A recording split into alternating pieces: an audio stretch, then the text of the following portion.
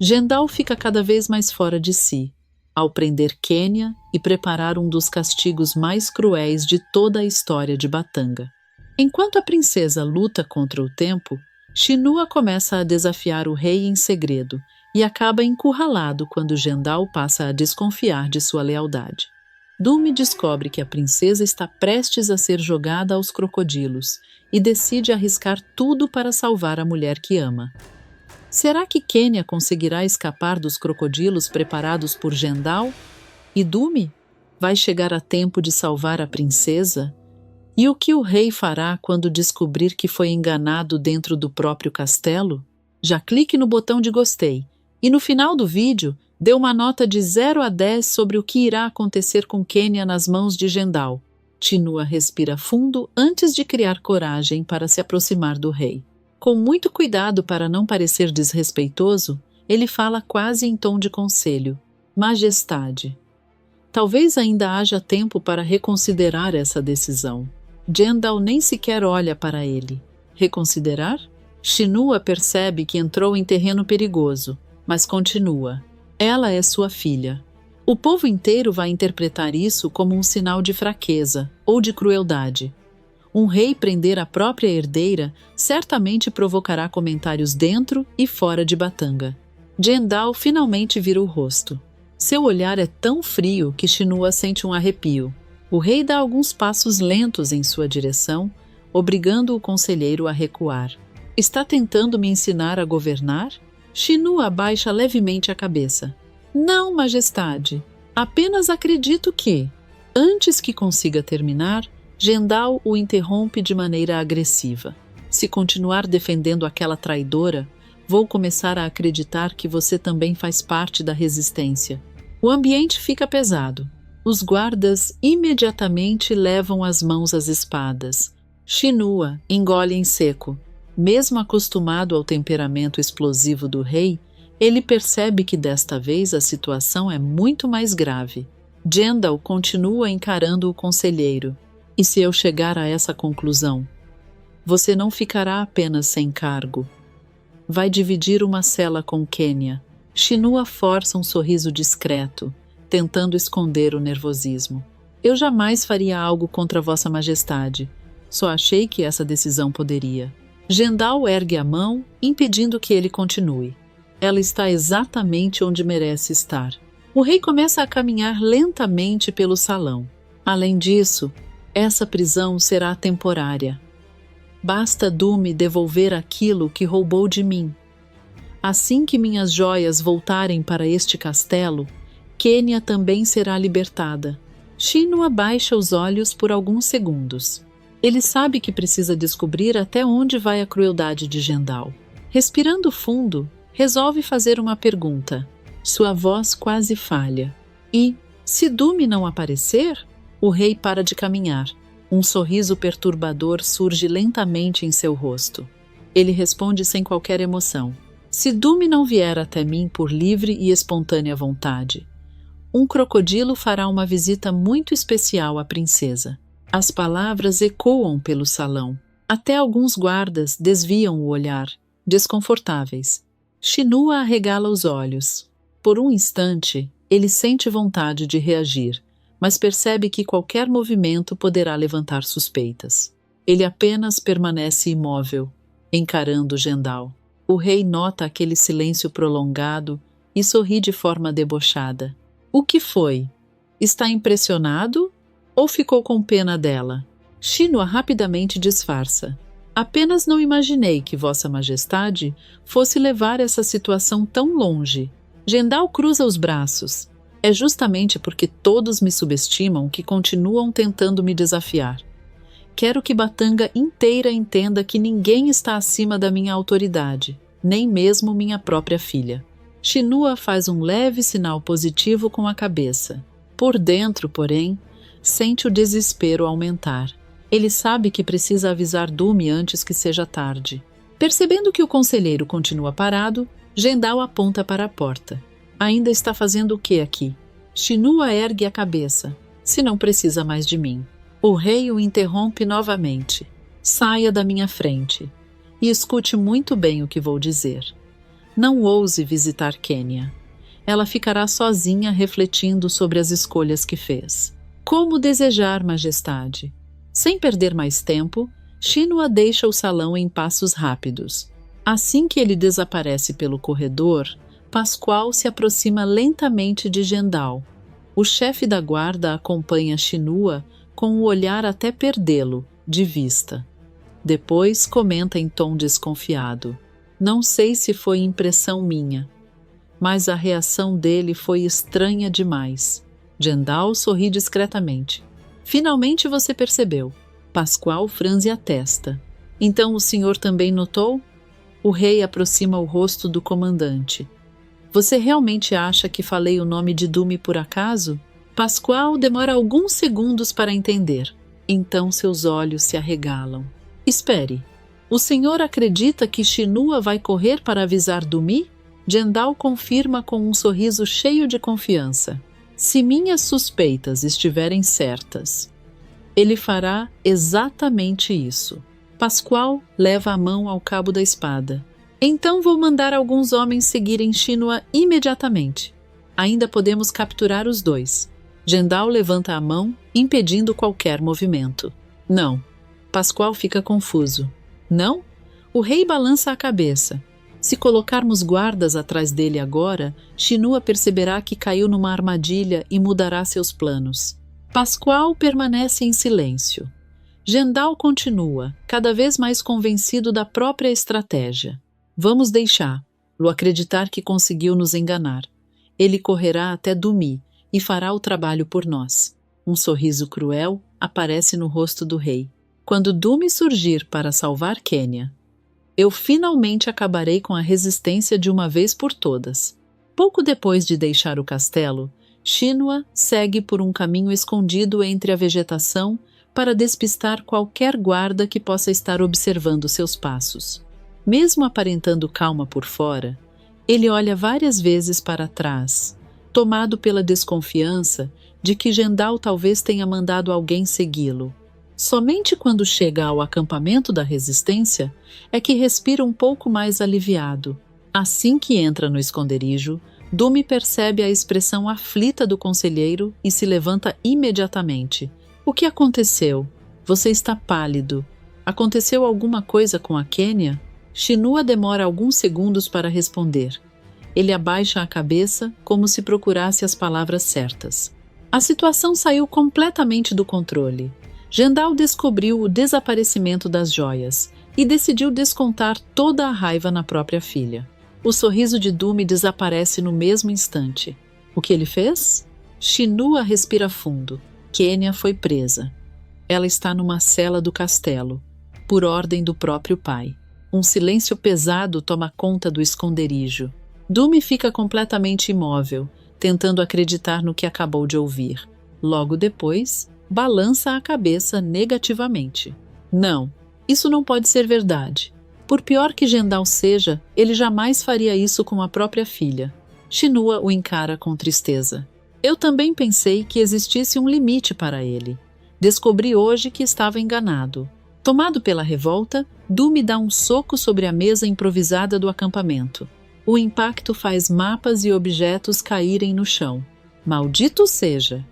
Como alguém consegue tratar a própria filha como inimiga? Ladisa também demonstra preocupação, mas tenta manter a razão. Ela se aproxima de Dumi e coloca uma das mãos em seu ombro. Calma, ainda existe esperança. Essa decisão pode virar o mundo contra Gendal. Quando essa notícia ultrapassar as fronteiras de Batanga, até mesmo a Inglaterra vai pensar duas vezes antes de continuar apoiando um rei que prende a própria filha. Akin cruza os braços e faz um comentário mais estratégico. Pensando por esse lado, talvez isso enfraqueça Gendal politicamente.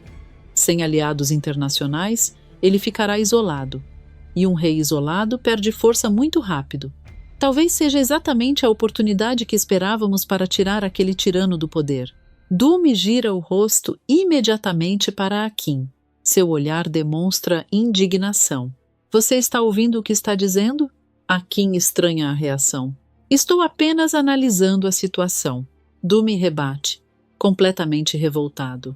A Quênia não é uma estratégia de guerra, ela não é uma peça de tabuleiro que pode ser sacrificada para beneficiar a resistência, ela é uma vítima, assim como todo o povo de Batanga. As palavras fazem Ladisa e Akin se entreolharem em silêncio. Os dois percebem que Dumi não está pensando como líder da resistência, mas como um homem desesperado pela mulher que ama. Shinua então decide revelar o pior. Ele respira fundo antes de falar. Infelizmente, ainda não contei tudo. Os três voltam a olhar para ele. O conselheiro continua. Jendal está completamente fora de si. Ele disse que, se Dumi não aparecer diante dele por vontade própria, um crocodilo fará uma visita à cela de Quênia. As palavras caem como uma bomba. Ladisa leva a mão à boca. Akin arregala os olhos. Já Dumi sente as pernas fraquejarem por alguns instantes. Não. Sua voz sai quase como um sussurro. Logo depois, ele ergue a cabeça completamente transtornado. Eu não vou permitir isso. Sem pensar duas vezes, Dumi pega a espada e começa a caminhar em direção à saída do esconderijo. Se Jendal quer me encontrar, então é isso que ele vai ter. Eu me entrego agora mesmo. Prefiro morrer do que deixar Quênia sofrer por minha causa. Antes que consiga sair, Ladisa corre e fica na frente da porta. Akin faz o mesmo. Os dois bloqueiam completamente a passagem. Dumi para diante deles. Saiam da minha frente. Ladisa balança a cabeça. Não. Ele tenta passar. Akin segura seu braço. Você perdeu a cabeça. Dumi se solta com violência. Eu estou tentando salvar a mulher que eu amo. Ladisa responde olhando diretamente em seus olhos. E nós estamos tentando salvar você. Dumi aperta ainda mais o cabo da espada. Se vocês realmente fossem meus amigos, não estariam me impedindo. Akin rebate sem elevar a voz. Justamente porque somos seus amigos, não vamos deixar você cometer o maior erro da sua vida. O clima fica cada vez mais tenso. Por alguns segundos, parece que Dumi realmente tentará empurrar os dois para sair dali. Percebendo que a situação pode fugir do controle, Shinua resolve intervir. Dumi, escute! Ele espera até que o rapaz volte a olhar para ele. Jendal não é ingênuo. Eu conheço aquele homem melhor do que qualquer pessoa. Existe uma grande chance de tudo isso fazer parte de uma armadilha. Dumi franze a testa. Como assim? Shinua continua. Se você aparecer naquele castelo, Jendal saberá imediatamente que fui eu quem trouxe essa informação até você. Dumi permanece em silêncio. O conselheiro, então, completa. Eu serei preso. Ladisa também. Akin também. Você também. E junto conosco morrerá a última esperança que Batanga ainda possui. A resistência acabará antes mesmo de conseguir lutar. As palavras fazem Dumi baixar lentamente a cabeça. Ele percebe que estava prestes a agir exatamente como Jendal esperava. Depois de alguns instantes, pergunta em tom mais calmo. Então, o que você está pensando em fazer? Shinua finalmente deixa escapar um discreto sorriso. Era exatamente essa pergunta que aguardava. Durante anos servi ao antigo rei Caimã. Nesse tempo, aprendi muitos segredos daquele castelo. Segredos que Jendal jamais descobriu. Ladisa demonstra curiosidade. Está falando das passagens secretas? Shinua confirma com a cabeça. Muito mais do que isso. Neste momento, Jendal provavelmente ordenou que cada guarda vigiasse todas as entradas do castelo. Eles serão os olhos e os ouvidos dele. Akin cruza os braços. Então como vamos entrar? Shinua abre um leve sorriso, cheio de confiança, porque existe um ponto cego que nem mesmo Jendal conhece. Enquanto ele estiver olhando para todas as portas, nós entraremos por um caminho que ninguém imagina existir. Dumi sente a esperança voltar aos poucos. Ele guarda novamente a espada na bainha. Então ainda existe uma chance de salvar Quênia. Shinua faz um gesto positivo. Existe, mas desta vez não podemos agir com o coração. Precisaremos de paciência, porque esse ponto cego será o verdadeiro calcanhar de Aquiles de Jendal. Enquanto Shinua e a Resistência começam a pensar em uma forma de salvar Quenya, Jendal toma uma decisão inesperada. Em vez de permanecer no Salão do Trono, ele segue sozinho pelos corredores escuros do castelo até chegar às masmorras. O silêncio daquele lugar é quebrado apenas pelo som de seus passos e pelo barulho das correntes presas às paredes. Ao chegar diante da cela, ele para por alguns instantes e observa Quenya através das grades de ferro. A princesa permanece sentada no chão de pedra, mantendo a cabeça baixa. Ela percebe a presença do pai, mas se recusa a demonstrar qualquer sinal de fraqueza.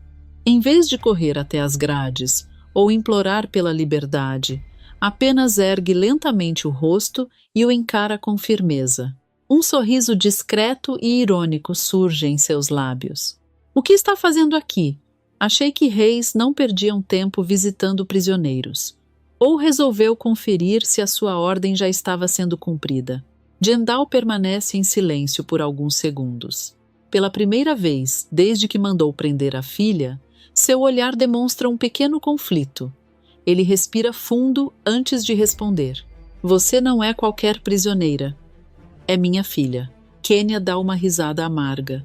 Ela balança a cabeça, como quem já esperava ouvir exatamente aquelas palavras. Filha? Que curioso. Porque há poucas horas o senhor mandou me acorrentar como se eu fosse uma criminosa qualquer. Ela se aproxima lentamente das grades. Os dois ficam frente a frente. Com os olhos marejados, mas sem abaixar a cabeça, Quenya dispara. Na verdade, eu deixei de ser sua filha há muito tempo.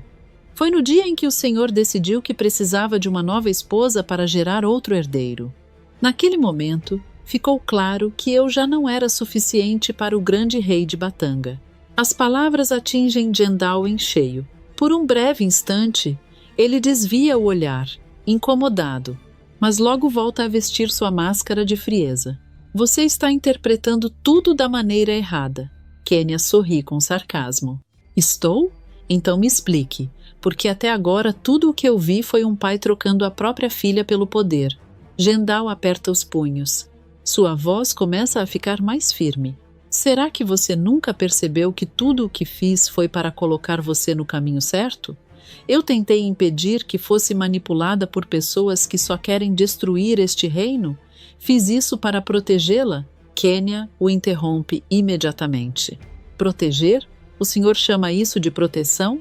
Ela aponta para as correntes presas em seus pulsos. Olha ao seu redor. É isso que um pai faz quando ama uma filha? Jendal permanece calado. A princesa continua, cada vez mais emocionada. Essas pessoas que o senhor chama de rebeldes são pais de família, trabalhadores, crianças que passam fome enquanto o castelo continua cheio de banquetes. O povo de Batanga não quer guerra, quer dignidade. Ela respira fundo. Como rei, o senhor deveria protegê-los, alimentar quem passa fome, construir escolas, cuidar dos doentes, mas prefere gastar seu tempo perseguindo quem pensa diferente. Tudo gira em torno do seu orgulho. Jendal perde completamente a paciência.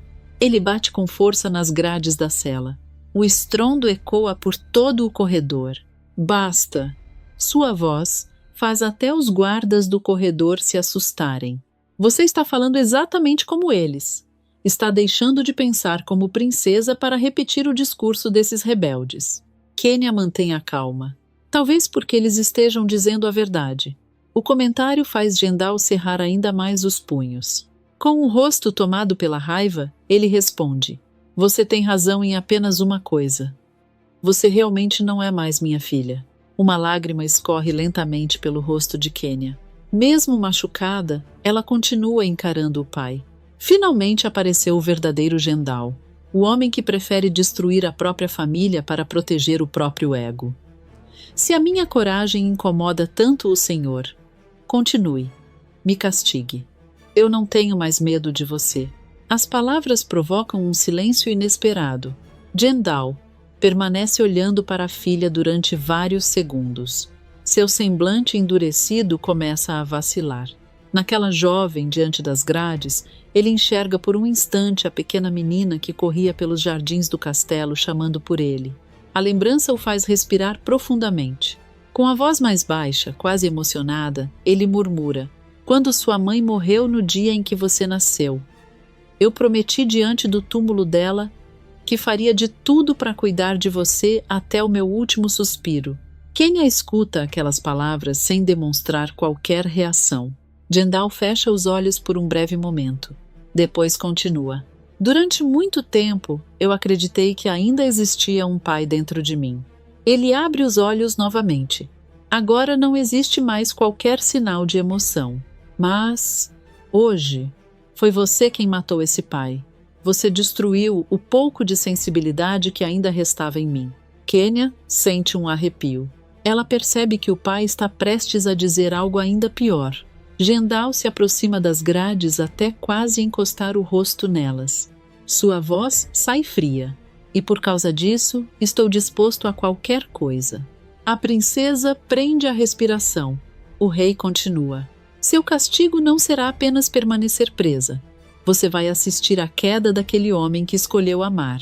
Dumi virá para salvá-la.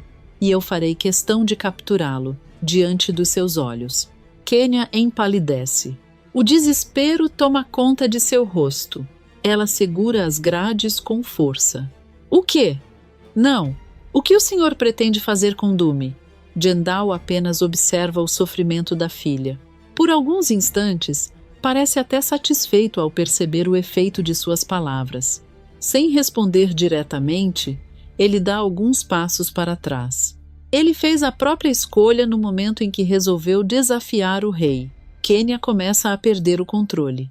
Sua voz treme. "Papá, por favor, não faça isso. Castigue a mim se quiser, mas deixe Dumi fora dessa história. Ele não merece pagar pelos meus erros."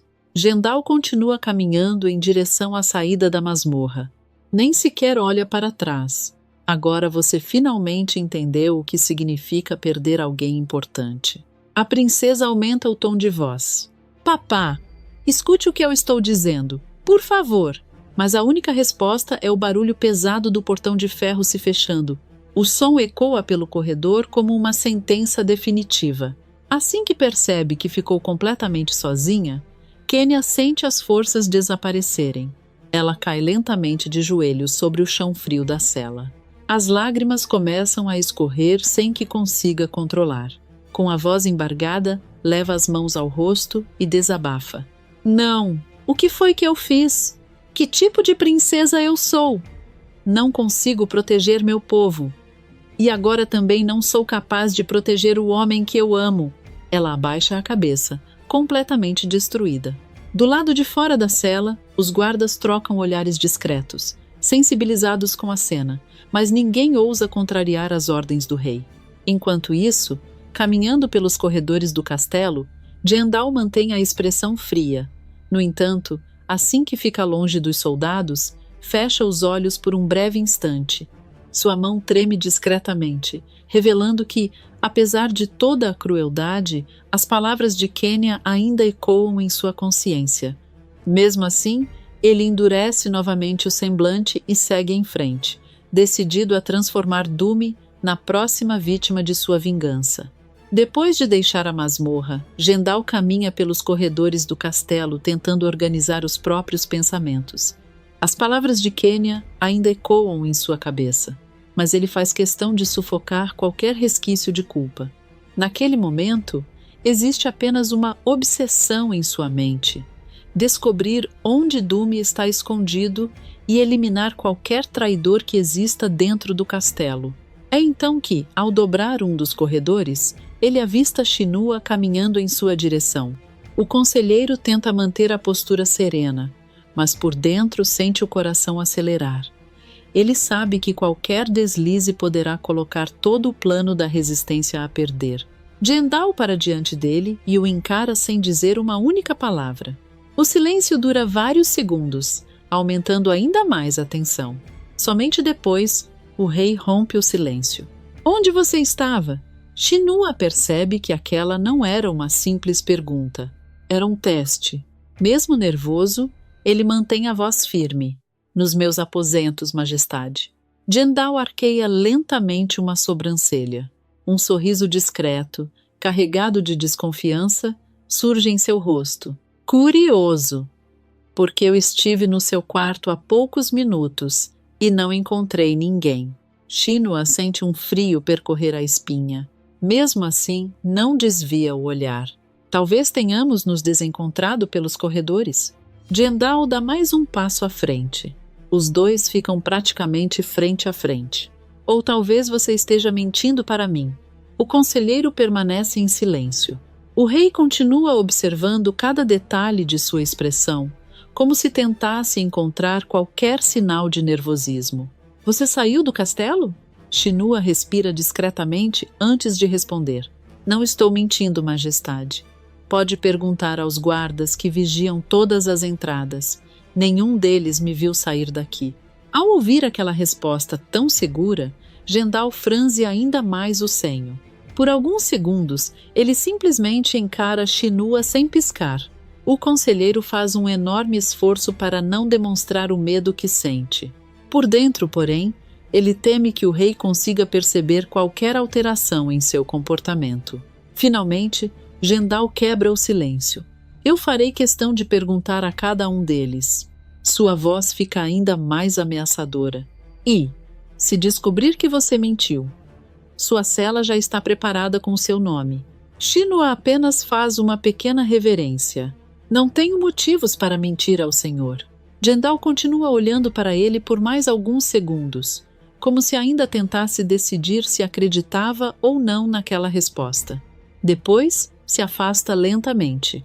Somente quando o rei desaparece no corredor é que Shinua consegue respirar. Suas mãos tremem discretamente.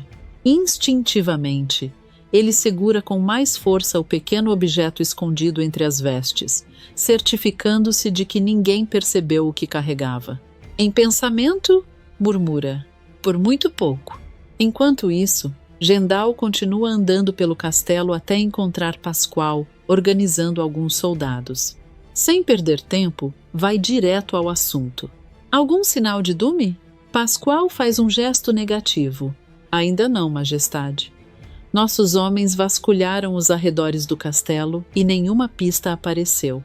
O rei demonstra irritação. E Shinua? Alguém o viu deixando o castelo? Também não. Nenhum guarda relatou qualquer movimentação suspeita. Jendal cruza os braços. Pela primeira vez, sua confiança parece vacilar. Será que minhas suspeitas estavam erradas? Será que Shinua realmente continua sendo fiel a mim? Pascoal balança lentamente a cabeça. Sua experiência como comandante o impede de acreditar facilmente nas pessoas. Se eu fosse o senhor, não confiaria em ninguém. O rei olha para ele. Pascoal continua. Se a própria princesa escolheu ficar contra o senhor. Imagine alguém que serviu durante tantos anos ao rei Caimã. A lealdade de Shinua sempre foi ao antigo reino. Talvez ele apenas tenha aprendido a esconder melhor seus verdadeiros sentimentos. Jendal permanece pensativo. Antes que consiga responder, um guarda aparece correndo pelo corredor. Ele faz uma reverência apressada. Com licença, Majestade. Encontramos isto na floresta. O soldado estende um pequeno pedaço de tecido branco rasgado. Jendal pega o pano e imediatamente muda de expressão. Seus olhos se estreitam. Pascoal também reconhece o tecido. Vestes brancas.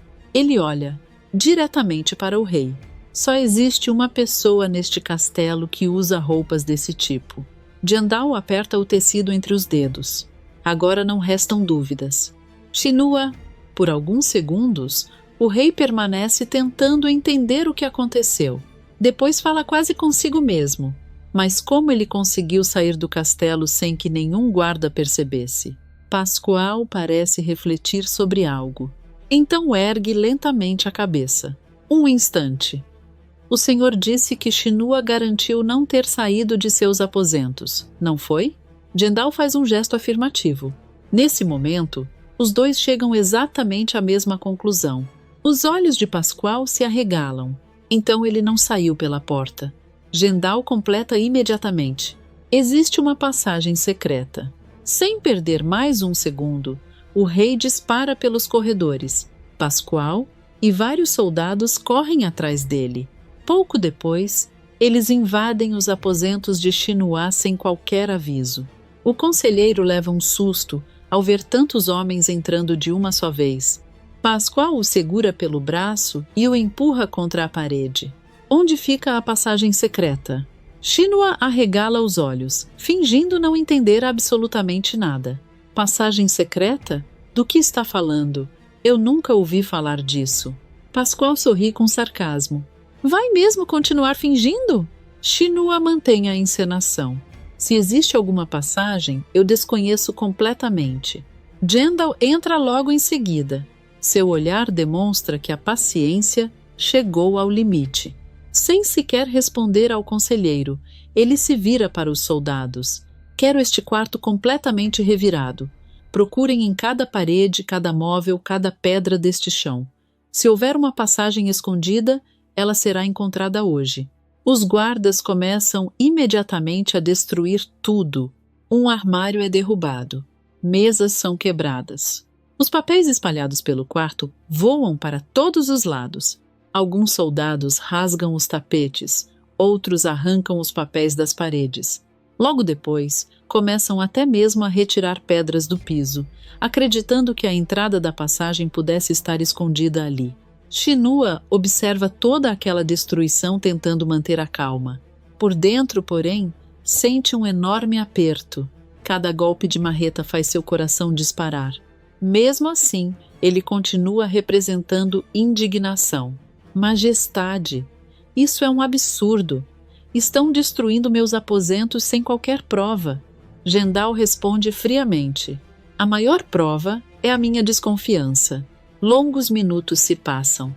Apesar de destruírem praticamente todo o quarto, os soldados não encontram absolutamente nada. Pascoal começa a demonstrar frustração. Não é possível. Jendal respira fundo. Ele encara Xinhua mais uma vez. Os dois sustentam o olhar um do outro. Por fim, o rei fala em tom ameaçador. Isto ainda não acabou. Eu sei que você saiu do castelo. Talvez eu ainda não saiba como, mas vou descobrir. Ele faz um breve silêncio antes de completar. E, até esse dia chegar, você ficará trancado neste quarto. Quero guardas vigiando esta porta dia e noite. Se ele der um único passo para fora daqui, quero ser avisado imediatamente. Xinhua abaixa a cabeça, em sinal de obediência, escondendo o discreto alívio por perceber que, apesar de toda a destruição, Jendal não conseguiu encontrar o segredo mais importante do castelo. Enquanto o rei deixa o aposento tomado pela fúria, o conselheiro compreende que, a partir daquele instante, qualquer erro poderá custar não apenas sua vida, mas também o futuro de toda a resistência. Assim que Jendal, Pascoal e os guardas deixam os aposentos, Xinhua permanece imóvel por alguns instantes. Ele escuta o som da chave girando na fechadura e espera até que os passos dos soldados desapareçam completamente pelo corredor. Somente então fecha os olhos, leva a mão ao peito e solta um longo suspiro de alívio. Foi por muito pouco, murmura para si mesmo, ainda sentindo o coração acelerar. Ele observa o quarto completamente destruído. Os móveis estão quebrados, livros espalhados pelo chão, pedras arrancadas das paredes e do piso. Por um instante, um sorriso discreto surge em seu rosto. Vocês reviraram tudo, menos o lugar certo. De repente, um som interrompe seus pensamentos. Toc, toc, toc. 3 batidas curtas ecoam atrás de uma das paredes. Xinhua imediatamente muda de expressão. Seu olhar percorre a porta, certificando-se de que ninguém voltou para espioná-lo. Depois caminha calmamente até uma parede de pedras aparentemente comum. Com cuidado, tira uma pequena chave escondida entre suas vestes. Ele procura uma estreita abertura escondida entre as ranhuras das pedras e encaixa a chave. Um clique quase imperceptível ecoa pelo quarto. Logo em seguida, parte da parede desliza lentamente, revelando uma estreita passagem secreta. Poucos segundos depois, 3 figuras aparecem agachadas. Dumi entra primeiro. Logo atrás vem Ladisa e Akin. Assim que atravessam a passagem, os 3 ficam espantados ao ver o estado do aposento. Dumi olha ao redor sem acreditar. O que aconteceu aqui? Parece que um furacão passou por este quarto.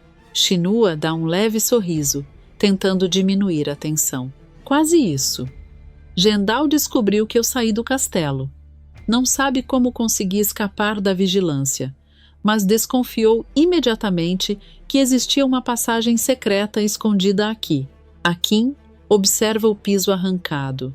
Então eles procuraram a entrada. Procuraram como loucos, responde Shinua. Quebraram móveis, arrancaram pedras, rasgaram tudo o que encontraram pela frente. Mas, mesmo que eu colocasse uma placa indicando esta passagem, eles jamais conseguiriam encontrá-la. Caimã pensou em cada detalhe. Dumi balança a cabeça, impressionado. Ainda bem. Se eles descobrissem esse túnel, toda a resistência estaria perdida. Ladisa, porém, demonstra muito mais preocupação do que alívio. Ela cruza os braços e encara Shinua. Isso significa que o cerco está se fechando. Depois dessa desconfiança, Gendal vai dobrar a vigilância. Não vamos conseguir chegar até as celas tão facilmente. Aposto que ele já está preparando uma armadilha para esperar justamente a nossa chegada. Akin concorda. Pela primeira vez, estamos correndo atrás do prejuízo. Se dermos um único passo errado, cairemos exatamente onde Gendal quer. Mas, enquanto os dois demonstram preocupação, Shinua permanece surpreendentemente tranquilo. Akin percebe isso imediatamente. Ele sorri de lado. Espera. Você está calmo demais para alguém que quase foi descoberto. Shinua apenas cruza os braços. Akin ergue uma sobrancelha. Você tem um plano, não tem? Um discreto sorriso aparece no rosto do conselheiro. Tenho. E foi justamente por causa desse plano que consegui manter a calma enquanto destruíam meu quarto. Ladisa e Dumi se aproximam imediatamente. Então fala logo, pede Dumi, já sem esconder a ansiedade. Shinua passa a mão pela parede da passagem secreta antes de começar a explicar. Caimã nunca confiou completamente na segurança do castelo. Ele dizia que um rei precisava estar preparado até para ser feito prisioneiro dentro da própria casa. Foi por isso que ordenou a construção dessas passagens secretas. Ladisa observa o túnel escondido. Então elas serviam como rota de fuga. Shinua sorri. Muito mais do que isso. Elas ligam praticamente todo o castelo. Dumi parece se lembrar de algo. Ele coça o queixo e comenta. Sim. Mas, se não estou enganado, a passagem que leva até as celas fica do lado de fora das muralhas. Se for por ali, estaremos perdidos. Os guardas certamente estão vigiando aquele caminho. Shinua faz um gesto negativo. É aí que está o detalhe que quase ninguém conhece. Ele tira de dentro das vestes um pesado molho de chaves. As pequenas chaves metálicas chamam imediatamente a atenção dos 3. O que você não sabe é que todas as passagens possuem túneis internos que se conectam umas às outras. Quem conhece o trajeto consegue atravessar o castelo inteiro sem colocar os pés nos corredores principais. Ele ergue o molho de chaves. E eu tenho acesso a todos eles. Ladisa arregala os olhos. Então podemos chegar às celas sem passar por um único guarda? Exatamente. Enquanto Gendal estiver concentrando seus homens nas portas e corredores, nós estaremos caminhando por baixo deles. Akin sorri pela primeira vez desde que entrou no quarto. Agora estamos falando a mesma língua. Dumi sente a esperança renascer. Então ainda dá tempo de salvar Quenya. Shinua faz um alerta. Dá. Mas precisamos agir com inteligência. Gendal está desconfiado de tudo. Se ouvirmos um único barulho fora de hora, todo o plano acaba antes mesmo de começar. Os 4 se ajoelham no chão e começam a traçar uma estratégia. Shinua explica quais túneis permanecem seguros. Quais entradas foram bloqueadas e onde os guardas costumam fazer as rondas? Ladisa sugere rotas alternativas caso encontrem soldados pelo caminho. Akin calcula o tempo necessário para atravessar cada trecho sem levantar suspeitas. Já Dumi permanece em silêncio, preocupado apenas com Quenya. Depois de alguns minutos, Shinua fecha novamente a passagem secreta. Está decidido. Vamos agora. Cada segundo perdido aproxima Quenya do pior. Sem fazer qualquer ruído, os 4 entram novamente no túnel e desaparecem na escuridão, seguindo em direção ao corredor que leva às celas. Enquanto isso, completamente alheio ao plano da resistência, Jendal transforma o castelo numa verdadeira fortaleza. Guardas passam a ocupar todas as entradas, corredores, torres e salões. Nenhum empregado consegue circular sem ser interrogado. O rei observa toda aquela movimentação e chama Pascoal. Quero cada homem atento. Hoje ninguém entra e ninguém sai deste castelo sem que eu fique sabendo. Sim, majestade, responde Pascoal. Jendal então aponta para o corredor das masmorras. E você vai imediatamente para as celas. Quero meus olhos sobre Quenya durante cada minuto. Não permita que ninguém se aproxime dela. Pascoal hesita antes de responder. O senhor quer que eu vá sozinho? Jendal balança a cabeça. Não. 2 guardas irão acompanhá-lo, mas antes vão buscar o crocodilo. Aquelas palavras fazem Pascoal prender a respiração. Mesmo acostumado às ordens cruéis do rei, ele demonstra certo desconforto. Majestade, o senhor pretende realmente levar isso até o fim? A princesa continua sendo sua filha. Talvez ainda exista outra maneira de trazer Dumi até aqui. Jendal encara o chefe da guarda com um olhar frio e impiedoso. Escute bem, Pascoal. Quenya deixou de ser minha filha no momento em que escolheu ficar ao lado dos meus inimigos. Também deixou de ser princesa. Ele dá alguns passos pelo salão antes de concluir, tomado pela arrogância. Se o povo acredita que pode se levantar contra o seu rei, então chegou a hora de aprender que dentro de mim não existe mais espaço para piedade nem para misericórdia. Quem desafiar Jendal sofrerá as consequências, seja inimigo ou alguém do meu próprio sangue. Guiados por Shinua, Dumi, Ladisa e Akin, avançam silenciosamente pelos antigos túneis construídos na época do rei Caimã. A cada passo, o conselheiro pede silêncio absoluto, pois sabe que qualquer barulho pode colocar toda a missão em risco. Enquanto caminham pelos corredores subterrâneos, o grupo finalmente chega ao acesso escondido que leva até as celas do castelo. Shinua faz um gesto para que todos parem. Ele aproxima o ouvido da parede de pedra e permanece alguns segundos escutando a movimentação do outro lado. Ao perceber que o corredor está vazio, ele sorri discretamente. Ainda chegamos antes deles, mas isso não vai durar muito tempo. A partir de agora, qualquer erro pode nos custar a vida. Dumi respira fundo e aperta os punhos. Não importa o que aconteça. Eu não vou sair daqui sem a Quenya. Ladisa encara o amigo. Só não transforme coragem em imprudência. É exatamente isso que Jendal espera de você.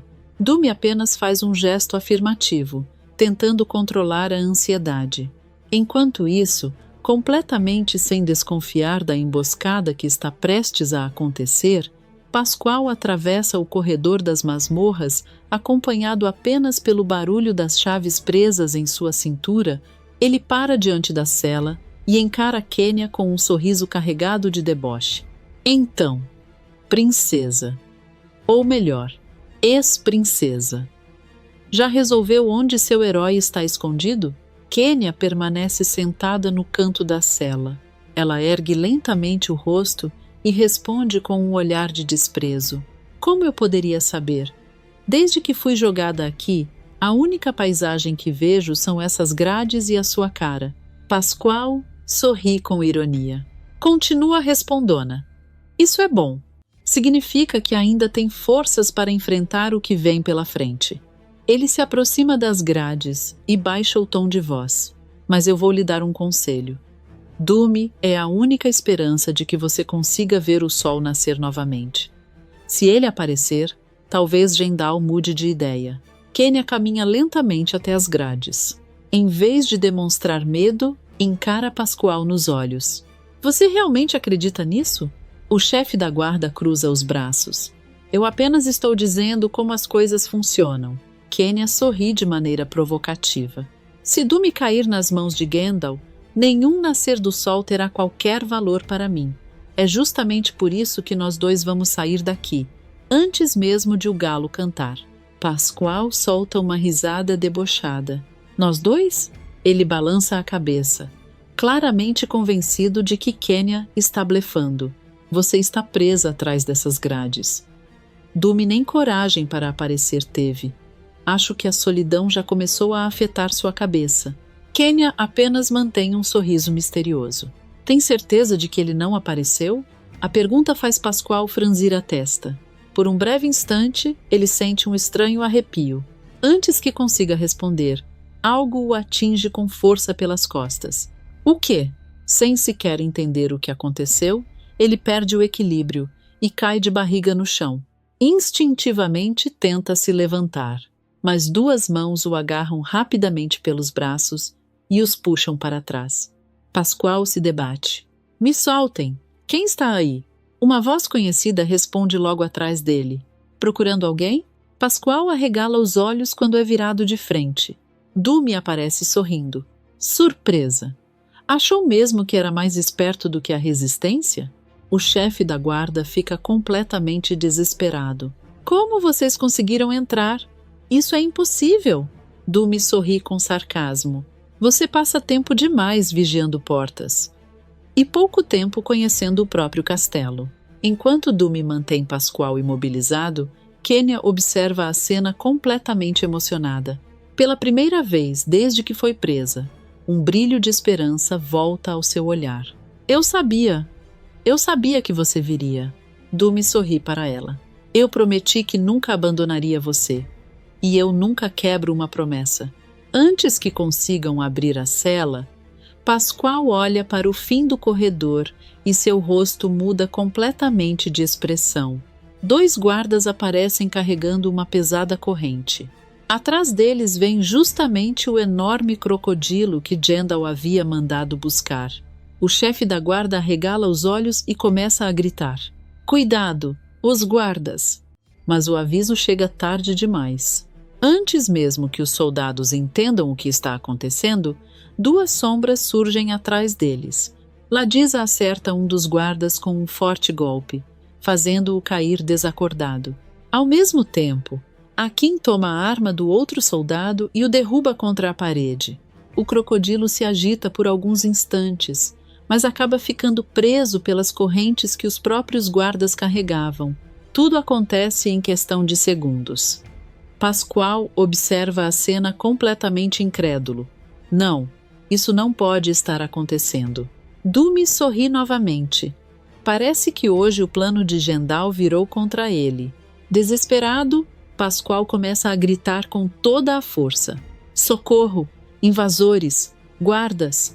Alguém venha depressa! Sua voz ecoa pelos corredores. Mas antes que consiga continuar, ele percebe alguém se aproximando lentamente. Ao levantar o rosto, vê apenas uma longa veste branca. Seu semblante muda imediatamente. Não. Quando o homem para diante dele, Pascoal confirma o que já imaginava. Era Shinua. O chefe da guarda balança a cabeça, completamente decepcionado. Eu sabia. No fundo, eu sempre soube. Você faz parte da resistência. Shinua o encara sem qualquer sinal de arrependimento. Não. Eu faço parte de Batanga. Apenas escolhi não fechar mais os olhos para a injustiça. Pascoal respira fundo. Quando Jendal descobrir isso, ele nunca vai perdoar você. Shinua responde com uma tranquilidade que irrita ainda mais o chefe da guarda. Quando Jendal descobrir a verdade, nós já estaremos longe daqui.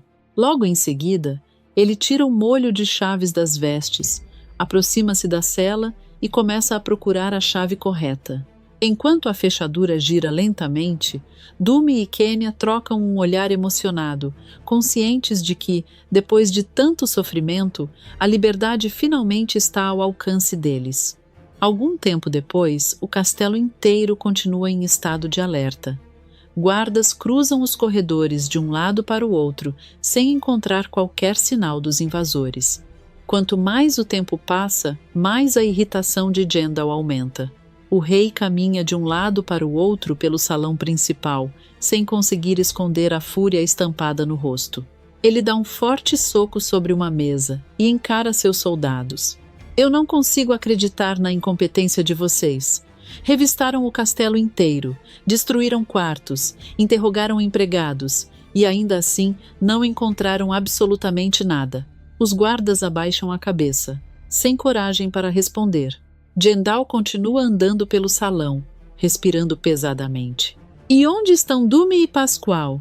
Não me digam que até agora ninguém sabe o paradeiro deles. Um dos soldados, completamente intimidado, dá um passo à frente. Majestade, nós ainda estamos procurando. Talvez o chefe da guarda esteja interrogando a princesa. Jendal estreita os olhos, claramente desconfiado. Talvez? Eu não pago homens para trabalharem com suposições. Quero respostas. Sem esperar mais explicações, ele deixa o salão tomado pela impaciência. Enquanto caminha pelos corredores, uma ideia começa a martelar sua cabeça. Shinua. O rei diminui o passo. Seu semblante muda completamente. Faz tempo que aquele traidor sumiu da minha frente. Movido por um mau pressentimento, Jendal segue rapidamente até os aposentos do conselheiro. Assim que chega, destranca a porta e entra sem cerimônia. O quarto continua completamente destruído, exatamente como havia sido deixado durante a revista. Mas existe um detalhe que chama sua atenção imediatamente. Shinua desapareceu. Jendal olha para um lado, depois para o outro. Revira o quarto mais uma vez com o olhar, mas não encontra absolutamente ninguém. Tomado pela incredulidade, ele murmura: mas por onde aquele infeliz saiu? Ele caminha até a janela, olha para o corredor, depois volta para o centro do quarto. Como nenhum guarda viu esse homem deixar os aposentos? Isso não faz sentido. Seu raciocínio começa a se encaixar. As suspeitas que antes eram apenas desconfianças, agora parecem ganhar força. Jendal fecha os punhos. Não, seu rosto perde a cor. As celas. Sem perder mais um segundo, ele sai correndo pelos corredores do castelo. Os guardas, sem entender o motivo daquela pressa, apenas tentam acompanhá-lo. Jendal praticamente invade o corredor das masmorras. Seu coração acelera. Antes mesmo de chegar à cela de Kenya, ele percebe um silêncio estranho tomando conta do lugar. Nenhum guarda faz a ronda. Nenhuma voz é ouvida. Ao dobrar o corredor, o rei para bruscamente. A cena diante dele faz seus olhos se arregalarem. A cela está completamente vazia. No chão, apenas as vestes de Pascoal e dos guardas permanecem espalhadas. Ao lado delas, o crocodilo continua preso pelas correntes, agitado, como se também tivesse participado daquela confusão. Jendal sente o sangue ferver. Ele encara a cela aberta e balança a cabeça, completamente incrédulo. Não, ele dá mais alguns passos, olhando para todos os lados. Não, isso não pode ter acontecido. Num acesso de fúria, chuta um banco de madeira contra a parede. Depois pega as correntes do crocodilo e as arremessa longe. Sua respiração fica cada vez mais pesada. Shinua, você me traiu. O rei aperta os punhos até os nós dos dedos ficarem brancos. E você vai se arrepender pelo resto da vida. Enquanto isso, bem distante do castelo, o clima é completamente diferente. No esconderijo da resistência, Kenya finalmente volta a respirar em liberdade. Assim que chega ao acampamento, ela é recebida por Dumi, Ladisa, Akin e Shinua.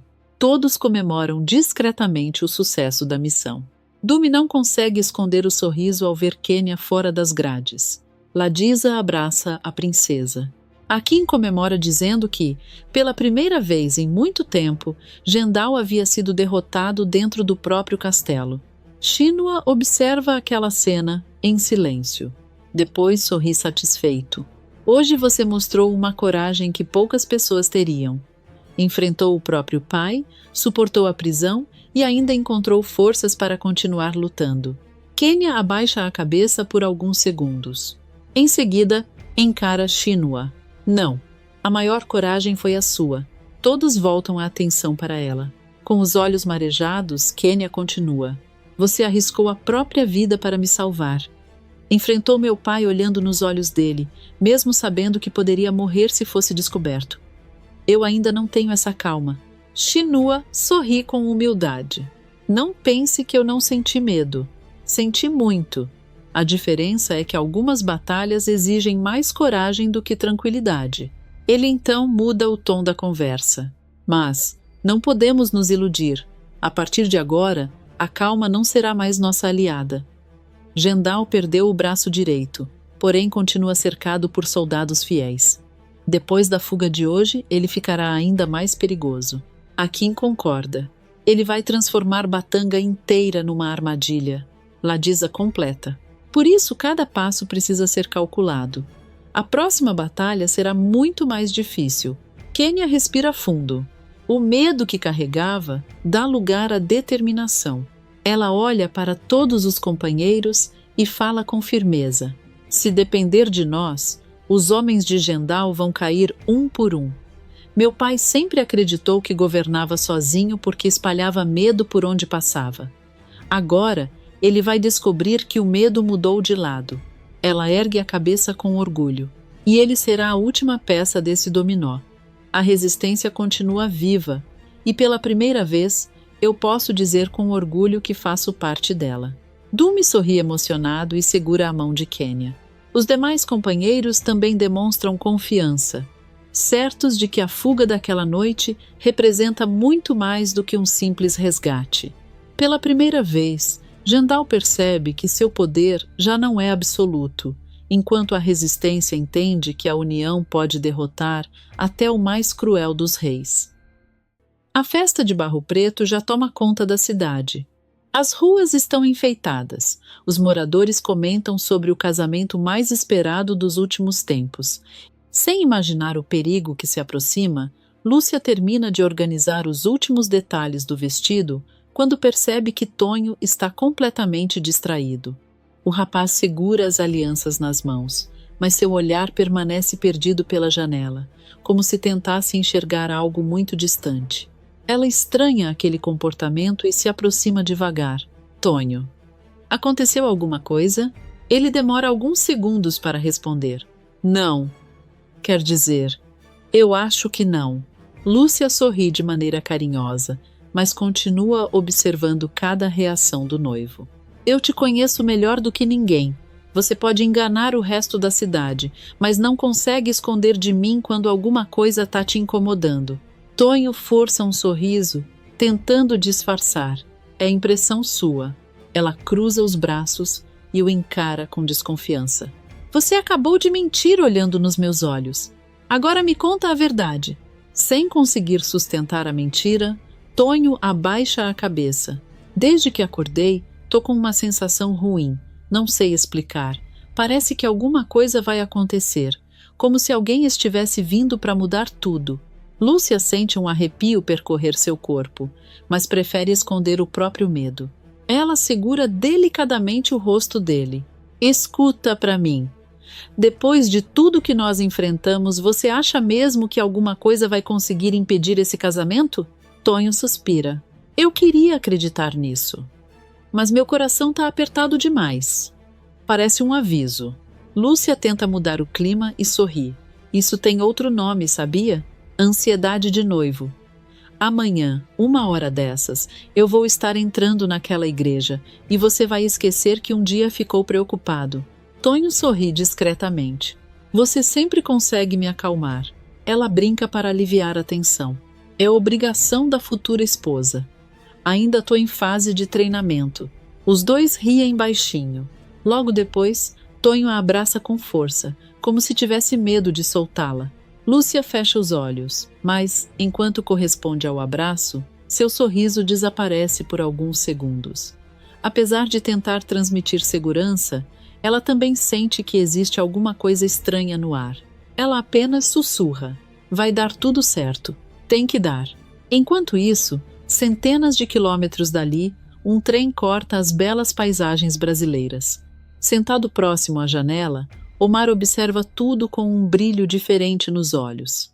Cada montanha, cada rio e cada pequena estação fazem o rapaz imaginar como será reencontrar Lúcia depois de tanto tempo. Ele abre cuidadosamente uma pequena caixa de madeira que carrega junto ao peito.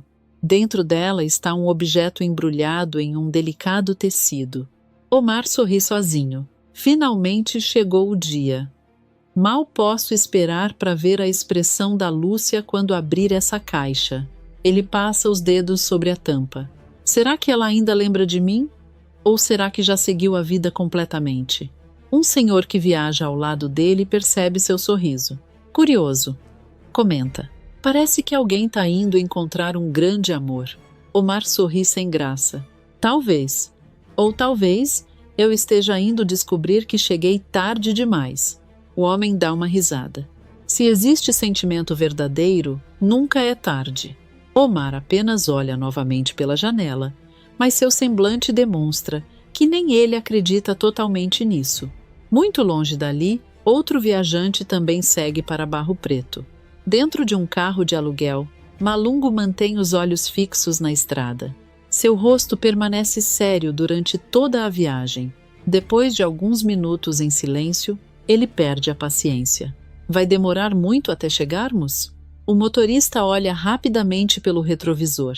Ainda falta um bom pedaço da viagem, senhor. E já adianto que o valor vai ficar bem acima do combinado. A estrada é longa. Malungo abre um leve sorriso de sarcasmo. Você ainda não entendeu, não é? Eu não perguntei quanto vai custar. Perguntei quanto tempo falta. O motorista engole em seco. Se a estrada ajudar, chegamos antes do anoitecer. Malungo tira uma pequena carteira de couro do bolso e coloca algumas notas sobre o banco da frente. Considere isso um incentivo.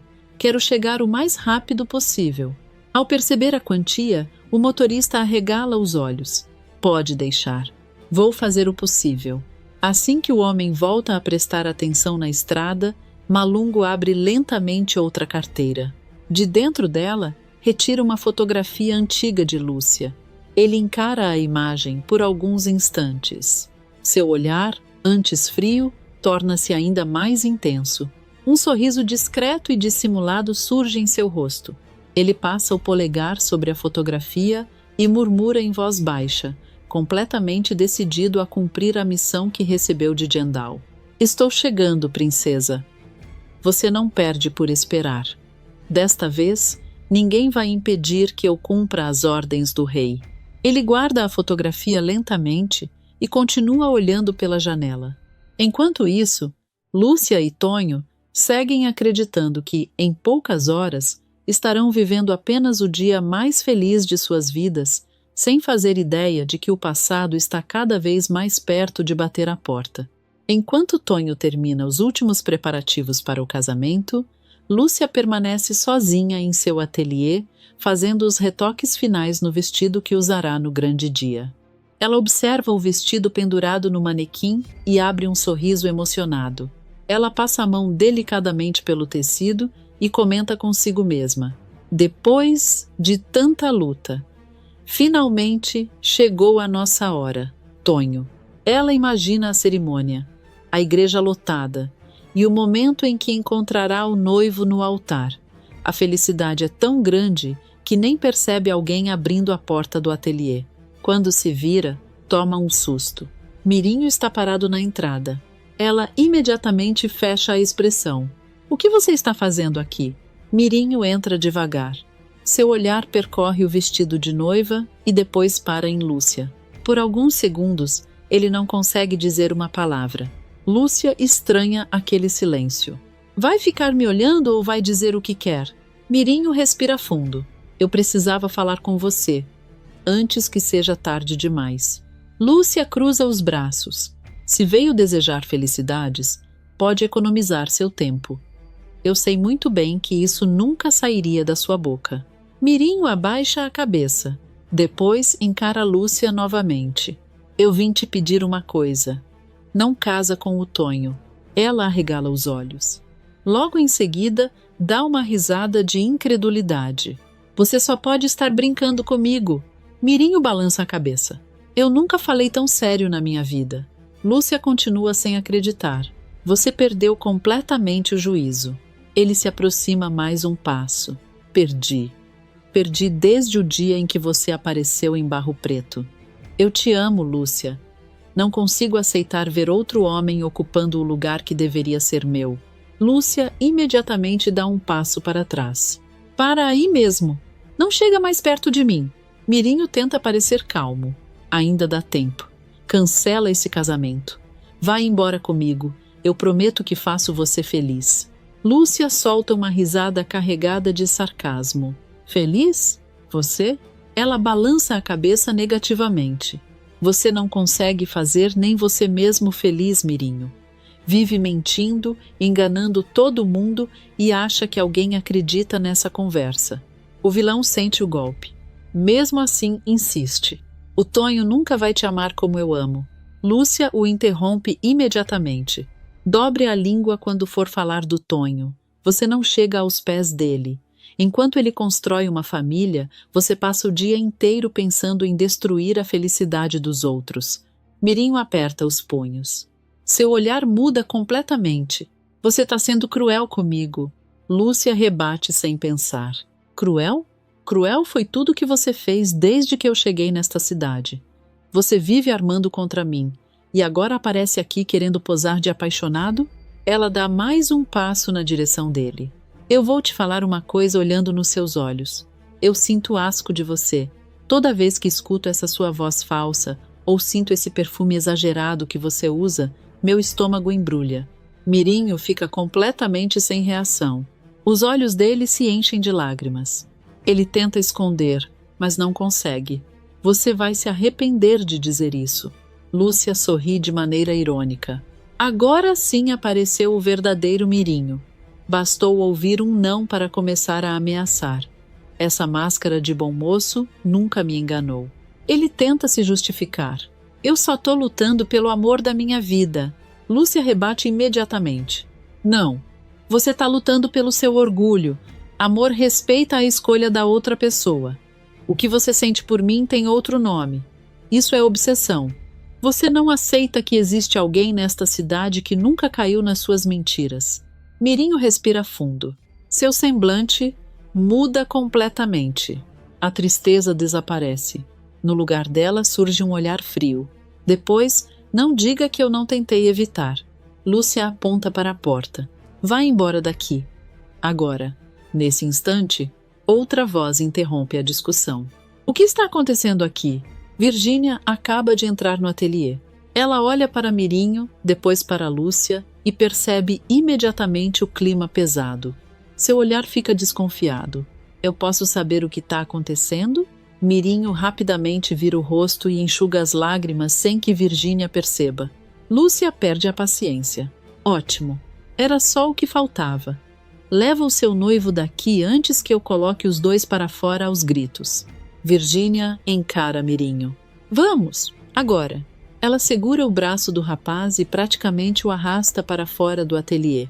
Assim que os dois chegam à rua, Virgínia o solta com força. Ela cruza os braços. Agora fala a verdade. O que você foi fazer lá dentro? Mirinho responde rapidamente. Eu só fui oferecer ajuda para o casamento. Virgínia dá uma risada debochada. Você acha mesmo que eu acredito nisso? Ele tenta manter a calma. É verdade. Ela balança a cabeça. Última chance, Mirinho. Não mente para mim. O vilão percebe que a desculpa não convenceu. Então muda completamente de estratégia.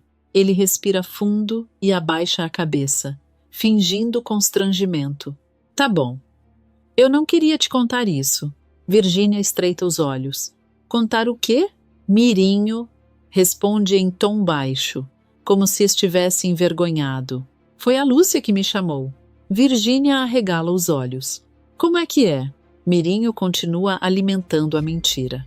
Ela disse que ainda dava tempo de cancelar o casamento. Falou que largava o Tonho se eu aceitasse ficar com ela. Virgínia fica completamente transtornada. Aquela descarada teve coragem de fazer isso? Ela se vira imediatamente para voltar ao ateliê. Mirinho segura seu braço. Espera, eu recusei. Disse que amo você e que nunca faria isso. Virgínia respira fundo, mas continua tremendo de raiva. Eu vou acabar com aquela sonsa. Mirinho percebe que sua mentira funcionou perfeitamente. Então a abraça. Esquece ela. Amanhã o casamento dela vai ser um desastre. Enquanto isso, nós vamos mostrar para essa cidade o que é um casal de verdade. Virgínia começa a se acalmar, mas, enquanto corresponde ao abraço, lança um último olhar para o ateliê. Seu semblante deixa claro que ela acreditou em cada palavra de Mirinho. E naquele instante, faz uma promessa silenciosa. Lúcia ainda vai pagar muito caro por essa suposta humilhação. O grande dia finalmente amanhece em Barro Preto. Os primeiros raios de sol iluminam a cidade. Os sinos da igreja tocam ao longe e os moradores já comentam sobre o casamento de Lúcia e Tonho. Depois de tantas dificuldades, tudo indica que os dois finalmente terão a felicidade que tanto merecem. Tonho desperta antes mesmo do cantar do galo. Ele se senta na cama com um sorriso no rosto e observa a roupa cuidadosamente separada para a cerimônia. Hoje eu me caso com a mulher da minha vida. Quem diria, hein? Ele começa a se arrumar cheio de animação, assobiando e andando de um lado para o outro. Em determinado momento, pega as alianças e as encara emocionado. Daqui a algumas horas, eu e Lúcia vamos estar diante do altar. Mas, quando está prestes a sair do quarto, alguém bate à porta. Entre! A porta se abre lentamente e Dona Menina aparece.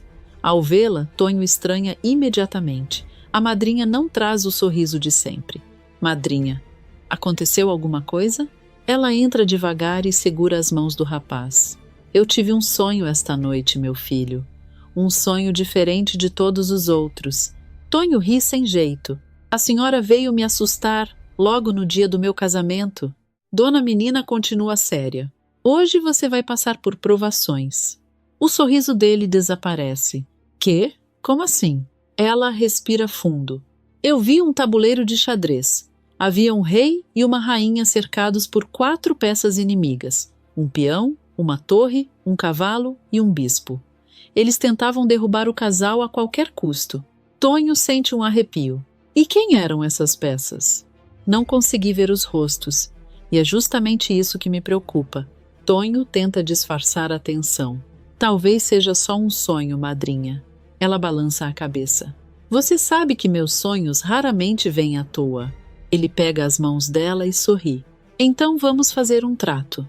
Se aparecer algum inimigo, eu enfrento um por um, porque hoje ninguém tira esse casamento de mim. Dona Menina tenta sorrir, mas continua inquieta. Eu também tive outra visão antes de acordar. A rainha não estava sozinha. Uma das próprias peças inimigas acabava ajudando o casal. Tonho franze a testa. Agora eu entendi menos ainda. Ela acaricia o rosto dele. Só peço uma coisa. Seja forte e proteja a mulher que você ama. Tonho a abraça emocionado. Isso eu faço até o último dia da minha vida. Enquanto isso, na casa de Lúcia, o clima é completamente diferente. Teresa e Vera ajudam a moça a se arrumar, ajeitando os últimos detalhes do penteado e do vestido. Vera observa a filha em frente ao espelho. Você tá linda, minha filha. Teresa concorda. Tonho vai esquecer até o próprio nome quando te vir entrando naquela igreja. Lúcia sorri, mas logo fica pensativa. Vera percebe. O que foi? O Tonho estava estranho ontem. Disse que sentia que alguma coisa ruim ia acontecer. Teresa dá uma risada. Isso é coisa de noivo nervoso. Quando eu me casei com seu tio, achei que o mundo fosse acabar na hora da cerimônia. Vera também ri. E quando eu me casei com seu pai, passei a manhã inteira achando que ia desmaiar no altar. Lúcia tenta sorrir. Vocês estão certas. Não deve ser nada. mas por dentro ela se lembra da visita de Mirinho no ateliê e das ameaças que ouviu. Mesmo assim, decide guardar aquilo em segredo para não preocupar a família. Vera percebe que a filha ainda está inquieta. Lúcia, hoje é um dia feliz. Não deixe pensamento ruim entrar no seu coração. Ela abraça a mãe. Eu vou tentar. Nesse mesmo instante, um carro de aluguel finalmente entra em Barro Preto. Malungo observa a cidade pela janela com um olhar frio e calculista. Então, este é o lugar onde esconderam a princesa. O motorista estaciona e se vira. Chegamos, senhor. Malungo entrega o dinheiro sem sequer olhar para ele. Fique com o troco. O homem arregala os olhos. Tudo isso? Malungo responde com sarcasmo. Considere um prêmio por ter me trazido até aqui sem fazer perguntas demais. Ele sai do carro, ajeita o paletó e começa a caminhar. Sua postura chama a atenção imediatamente. Os moradores cochicham ao vê-lo passar. Quem é esse homem? Deve ser algum estrangeiro. Nunca vi ninguém vestido assim por aqui. Malungo apenas continua andando, como se já soubesse exatamente para onde ir. Ao mesmo tempo, no saguão da prefeitura, Virgínia conversa com Sebastião em voz baixa. Você vai me ajudar? E pronto. Sebastião arregala os olhos. Ficou maluca? Você acabou de sair do castigo dos seus pais e já quer arrumar outra confusão? Virgínia cruza os braços. Aquela forasteira tentou roubar o Mirinho de mim. Agora eu vou acabar com o casamento dela. Sebastião ri sem acreditar. Essa história não está me cheirando bem. Desde quando Lúcia corre atrás de homem comprometido? Virgínia o encara furiosa. Tá dizendo que eu tô mentindo? Eu tô dizendo que você sempre aumenta as coisas quando sente ciúme. Ela aponta o dedo para ele. Escuta aqui, Sebastião. Você é meu amigo ou não é?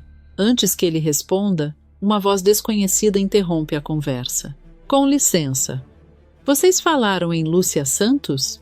Os dois se viram ao mesmo tempo. Malungo está parado atrás deles. Sebastião dá um passo para trás. Nossa Senhora! O senhor apareceu do nada. Virgínia observa o estrangeiro de cima a baixo. E quem é você para perguntar da vida daquela infeliz? Malungo sorri discretamente. Pelo jeito, ela não é exatamente sua pessoa favorita. Virgínia responde com ironia. Digamos que eu não faria questão nenhuma de vê-la feliz. Sebastião tenta puxá-la pelo braço. Vamos embora daqui. Esse homem está me dando arrepios. Ela o afasta. Fica quieto. Malungo então pergunta. O casamento dela será hoje? Virgínia franze a testa. Vai me dizer que veio assistir à cerimônia? Ele responde calmamente. Pelo contrário, ela não deveria se casar. Lúcia já foi prometida a outro homem. Virgínia arregala os olhos. Ora, ora! Então a Santinha tem um passado escondido?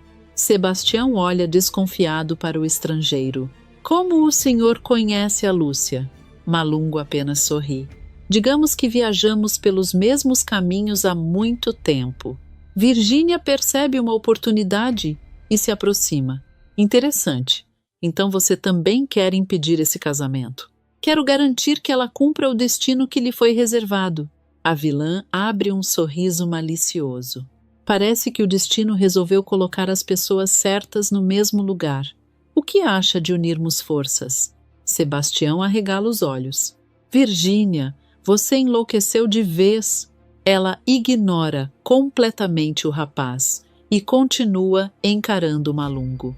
O estrangeiro sustenta o olhar dela por alguns segundos e responde. Talvez possamos ser úteis um ao outro. Virgínia sorri satisfeita. Sem perceber, ela acaba de fazer uma perigosa aliança com o homem enviado por Gendal. Enquanto isso, Lúcia e Tonho continuam acreditando que em poucas horas estarão vivendo apenas o dia mais feliz de suas vidas, sem imaginar que os inimigos já começaram a cercá-los por todos os lados. Enquanto Malungo começa a colocar seu plano em prática ao lado de Virgínia, o destino prepara outra surpresa para Lúcia. Do outro lado de Barro Preto, um homem finalmente chega à cidade depois de uma longa viagem, sem imaginar que receberá uma notícia capaz de mudar completamente seus planos. No armazém de Salma, o movimento é intenso. Os moradores entram e saem comentando sobre a festa, os enfeites espalhados pela cidade e a expectativa para o casamento que acontecerá dentro de poucas horas. O pequeno sino preso acima da entrada do armazém toca, chamando a atenção de todos. Um homem alto, elegante e muito bem vestido entra carregando uma mala de couro. Seu jeito educado, o sotaque diferente e a postura refinada fazem todos os clientes olharem discretamente em sua direção. Salma também levanta os olhos.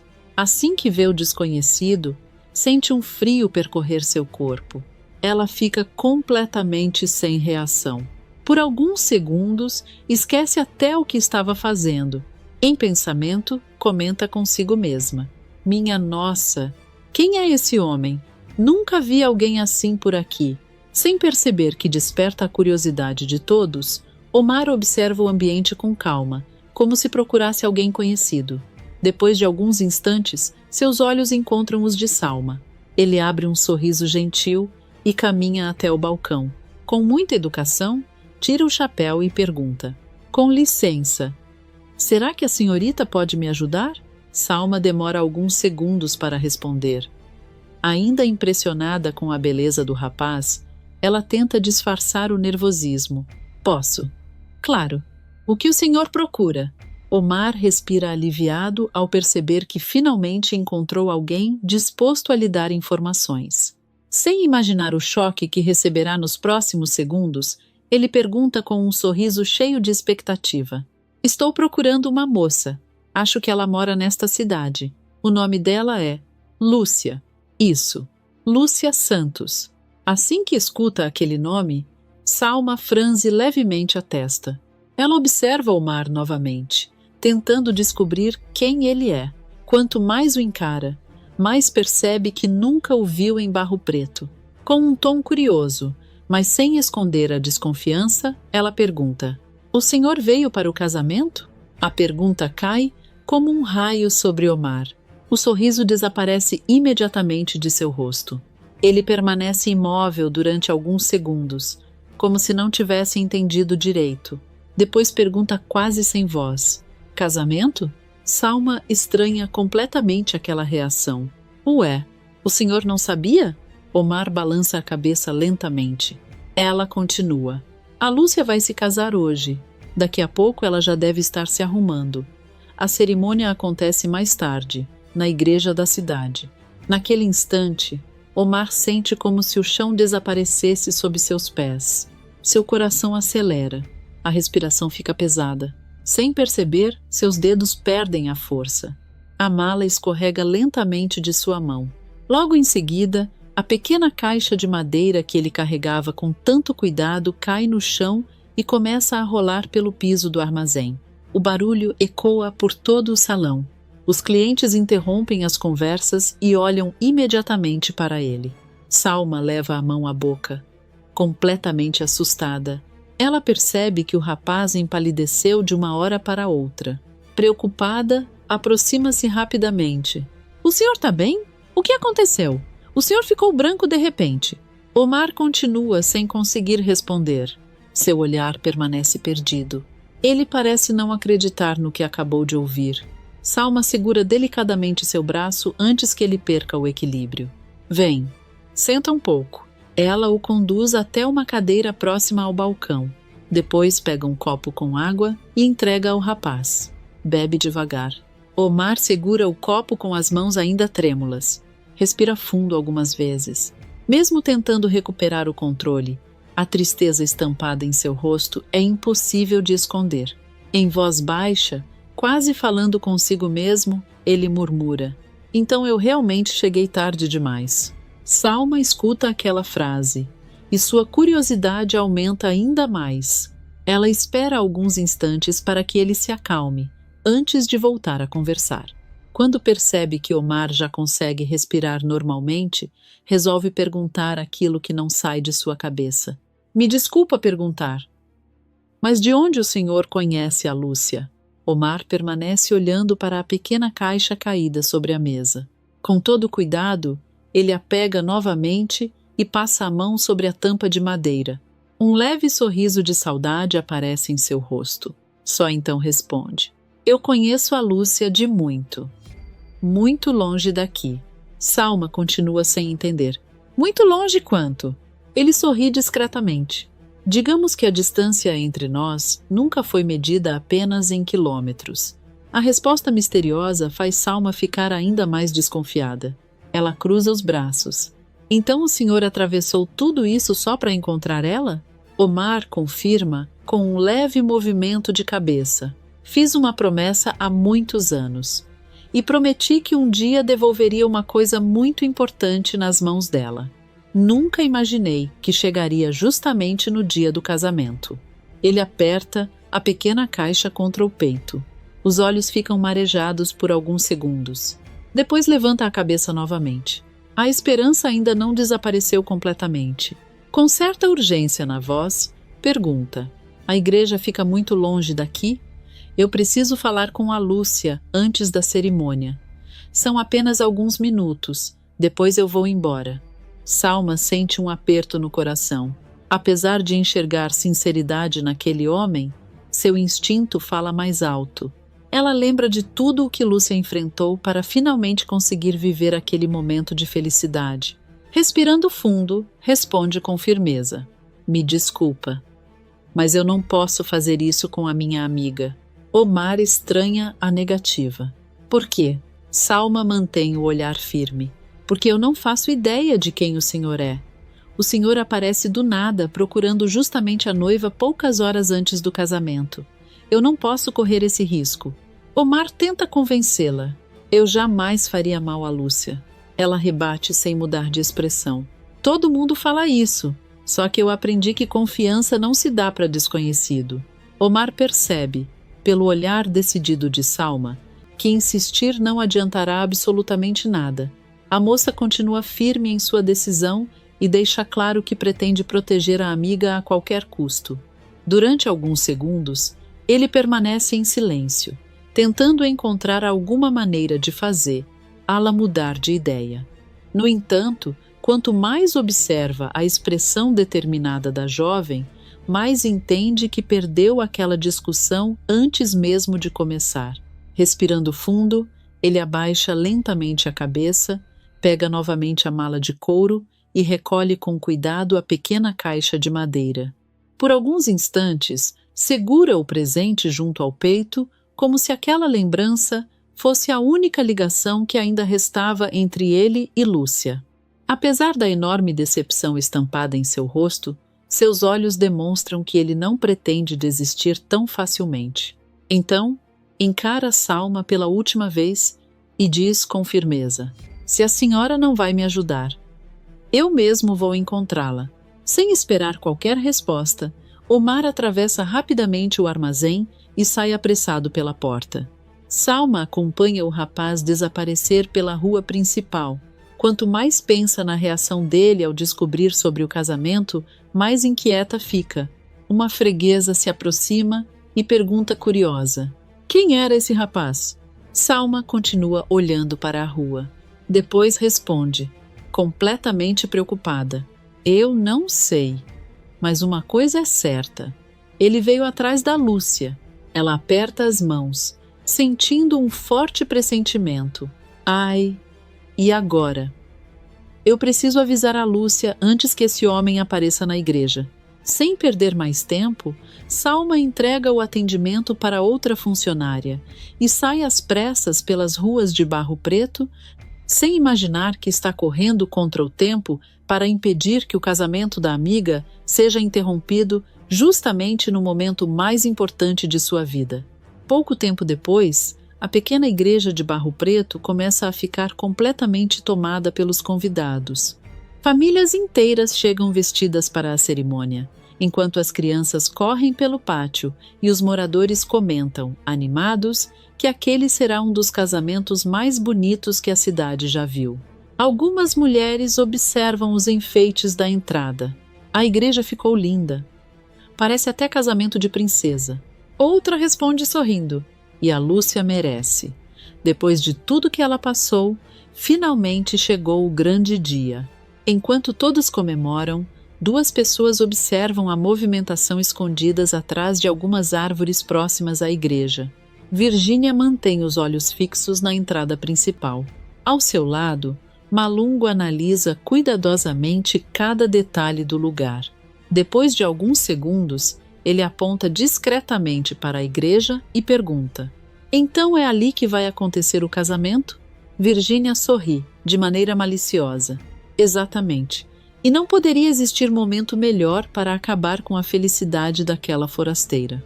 Malungo continua observando o movimento. Depois volta o olhar para Virgínia. Seu semblante demonstra curiosidade. Desde que cheguei, percebi o ódio que você sente por essa moça. O que ela fez para despertar tanto rancor?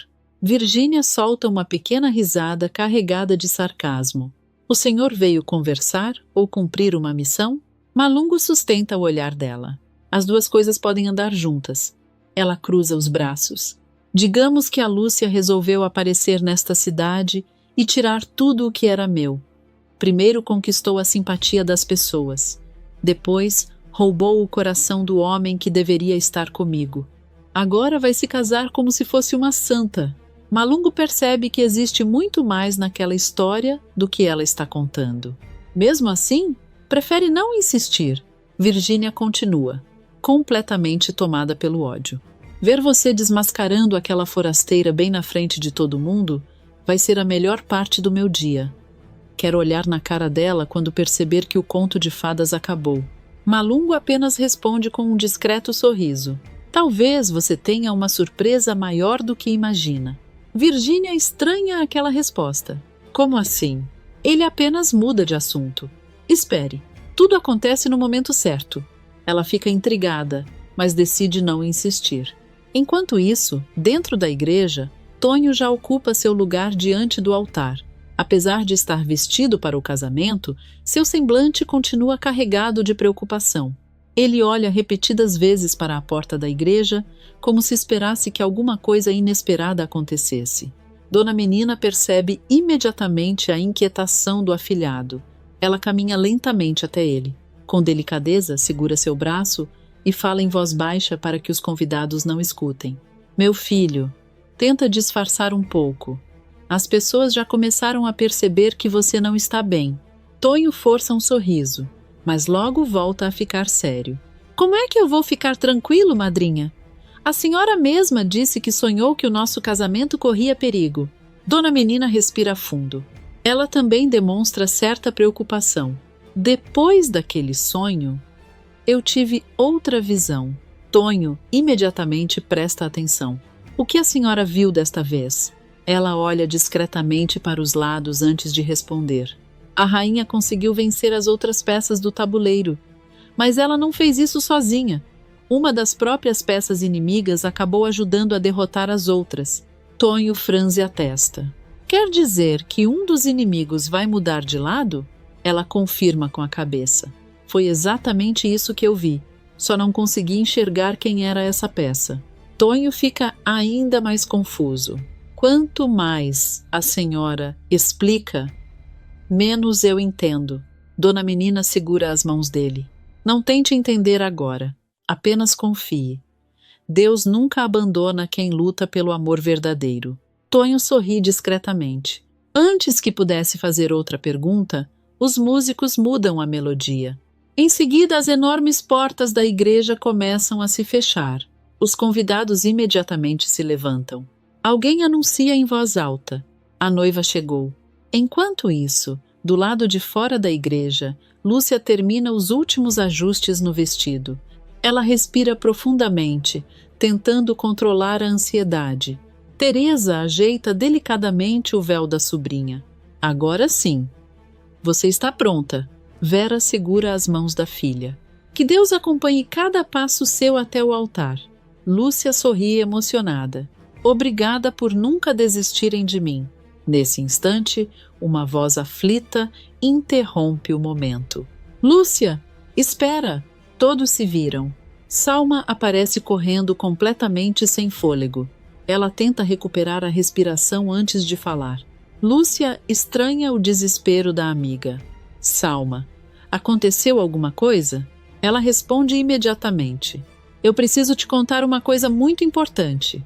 Um homem apareceu no armazém procurando por você. Lúcia franze o senho. Procurando por mim? Quem? Salma continua. Ele ficou completamente desesperado quando descobriu que você ia se casar.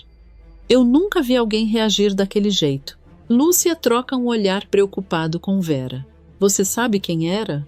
Antes que Salma pudesse responder, uma voz masculina interrompe a conversa. Eu. Todos se viram ao mesmo tempo. Lúcia arregala os olhos. Por alguns segundos, ela acredita estar vendo uma ilusão. Depois leva a mão à boca. Omar. O rapaz abre um sorriso emocionado. Os dois caminham um na direção do outro. Sem conseguir esconder a alegria pelo reencontro, Lúcia o abraça fortemente. Omar fecha os olhos por alguns instantes. Mas, quando o abraço termina, a tristeza toma conta de seu rosto. Ele observa o vestido de noiva. Depois encara Lúcia com os olhos marejados. Eu atravessei metade do mundo acreditando que ainda existia uma chance para nós. Achei que, quando chegasse aqui, descobriria que o seu noivo seria eu. Lúcia sente um enorme aperto no coração. Ela segura delicadamente as mãos dele. Com muita sinceridade responde: Omar, me desculpa. Eu nunca quis alimentar uma esperança que não existia.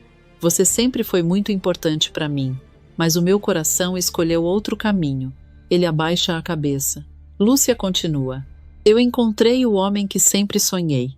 O guerreiro que esteve ao meu lado quando eu mais precisei. É com o Tonho que eu quero construir a minha vida. Durante alguns segundos, Omar permanece em silêncio. As lágrimas insistem em aparecer. Mesmo sofrendo, ele faz um enorme esforço para sorrir. Se essa é a escolha do seu coração, então eu só posso desejar que você seja feliz. Ele respira fundo e pega cuidadosamente a pequena caixa de madeira que trouxe durante toda a viagem.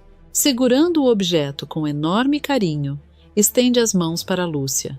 Eu trouxe uma coisa que pertence a você. Ela recebe a caixa sem entender. Quando abre lentamente a tampa, seus olhos imediatamente se enchem de lágrimas. Completamente emocionada, leva a mão à boca. O anel do meu pai. Omar sorri discretamente. Eu encontrei esse anel quando consegui fugir do castelo. Guardei durante todo esse tempo porque sabia que um dia devolveria para a verdadeira dona. Lúcia continua olhando para a joia sem acreditar. Omar prossegue. Mais do que um presente. Isso é uma promessa. Eu não esqueci do compromisso que fiz com você. Ainda vou ajudar a derrotar Gendal e devolver tudo o que ele roubou da sua família. As lágrimas escorrem pelo rosto de Lúcia.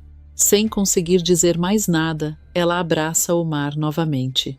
Com a voz embargada pela emoção, apenas consegue agradecer. Obrigada. De verdade. Eu nunca vou esquecer o que você fez por mim. Enquanto os dois se abraçam, a marcha nupcial começa a tocar dentro da igreja, anunciando que chegou a hora de Lúcia seguir para o altar, sem imaginar que os próximos minutos mudarão completamente a história daquele casamento. Poucos instantes depois, a emoção toma conta da igreja. Os músicos começam a tocar a marcha nupcial e um silêncio respeitoso se espalha entre os convidados.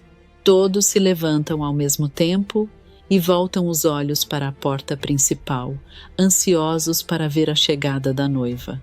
Diante do altar, Tonho sente o coração acelerar. As mãos começam a suar. Por um breve instante, ele se lembra de tudo o que Dona Menina lhe disse sobre os sonhos e as provações que enfrentaria naquele dia. O aperto em seu peito volta com força. Ele respira fundo, tentando controlar a ansiedade. Como eu queria que hoje desse tudo certo, mas basta a porta da igreja se abrir para todo aquele medo desaparecer. Lúcia surge usando o vestido branco, iluminada pela luz que entra pela porta da igreja. Tonho fica completamente paralisado. Um sorriso emocionado toma conta de seu rosto. Sem conseguir esconder a admiração, Ele murmura baixinho. Ela tá ainda mais linda do que eu imaginei. Lúcia também encontra o olhar do noivo. Os dois permanecem alguns segundos apenas se encarando. Nenhum deles consegue dizer uma palavra. Parece que todo o restante da igreja desaparece. Os convidados observam aquela troca de olhares completamente emocionados. Algumas mulheres enxugam discretamente as lágrimas. Um senhor comenta em voz baixa. Nunca vi dois noivos se olharem desse jeito. Parece que nasceram um para o outro. Enquanto isso, entre os bancos da igreja, Mirinho acompanha toda a cena. Mas, ao contrário dos demais convidados, seu rosto demonstra apenas revolta. Ele aperta os braços da cadeira com tanta força que os dedos ficam esbranquiçados. Seu maxilar trava de ódio. Em pensamento, ele dispara. Isso não pode acontecer. Eu não vou deixar. Virgínia percebe o nervosismo do noivo. Ela se aproxima discretamente. Se controla. Ainda não chegou a hora. Mirinho responde sem tirar os olhos de Lúcia. Você disse que aquele estrangeiro acabaria com esse casamento. Espero que não tenha mentido para mim. Virgínia sorri de maneira dissimulada. Tenha um pouco de paciência. O espetáculo está só começando. Enquanto isso, próximo à entrada da igreja, Omar decide permanecer do lado de dentro apenas para acompanhar a cerimônia de longe. Mesmo sofrendo ao ver Lúcia subir ao altar com outro homem, ele faz um enorme esforço para respeitar a decisão dela. Seus olhos acompanham cada passo da jovem. Sem perceber, um leve sorriso aparece em seu rosto. Seja feliz. É tudo que eu posso desejar. Nesse instante, alguém para o seu lado. Omar sente uma presença muito próxima e vira discretamente o rosto. Quando seus olhos encontram os de Salma, ele fica completamente sem reação. Por alguns segundos, os dois permanecem em silêncio. Salma também demonstra certo constrangimento. Ela quebra o silêncio primeiro. Acho que fui um pouco dura com você lá no armazém. Omar sorri de maneira gentil. Você só estava protegendo sua amiga. Eu faria exatamente a mesma coisa. Salma sorri discretamente. Ainda bem que o senhor não apareceu querendo estragar o casamento. Ele balança a cabeça. Nunca faria isso com ela. Os dois continuam observando a cerimônia. Sem perceber, Omar sente um frio na barriga ao olhar novamente para Salma. Por um instante, esquece até mesmo a tristeza que carregava desde que chegou à cidade. Ele pensa consigo mesmo. Que moça bonita! Salma também desvia rapidamente o olhar, tentando esconder o leve sorriso que surge em seu rosto. Enquanto isso, diante do altar, Padre Viriato inicia a cerimônia. Depois das primeiras palavras, ele olha para os noivos. Tonho segura delicadamente as mãos de Lúcia. Ela sorri emocionada. Os dois têm a absoluta certeza de que finalmente chegaram ao momento que tanto esperaram.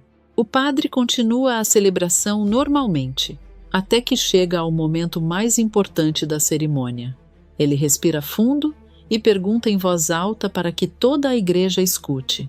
Se existe alguém aqui contra esta união, que fale agora ou se cale para sempre.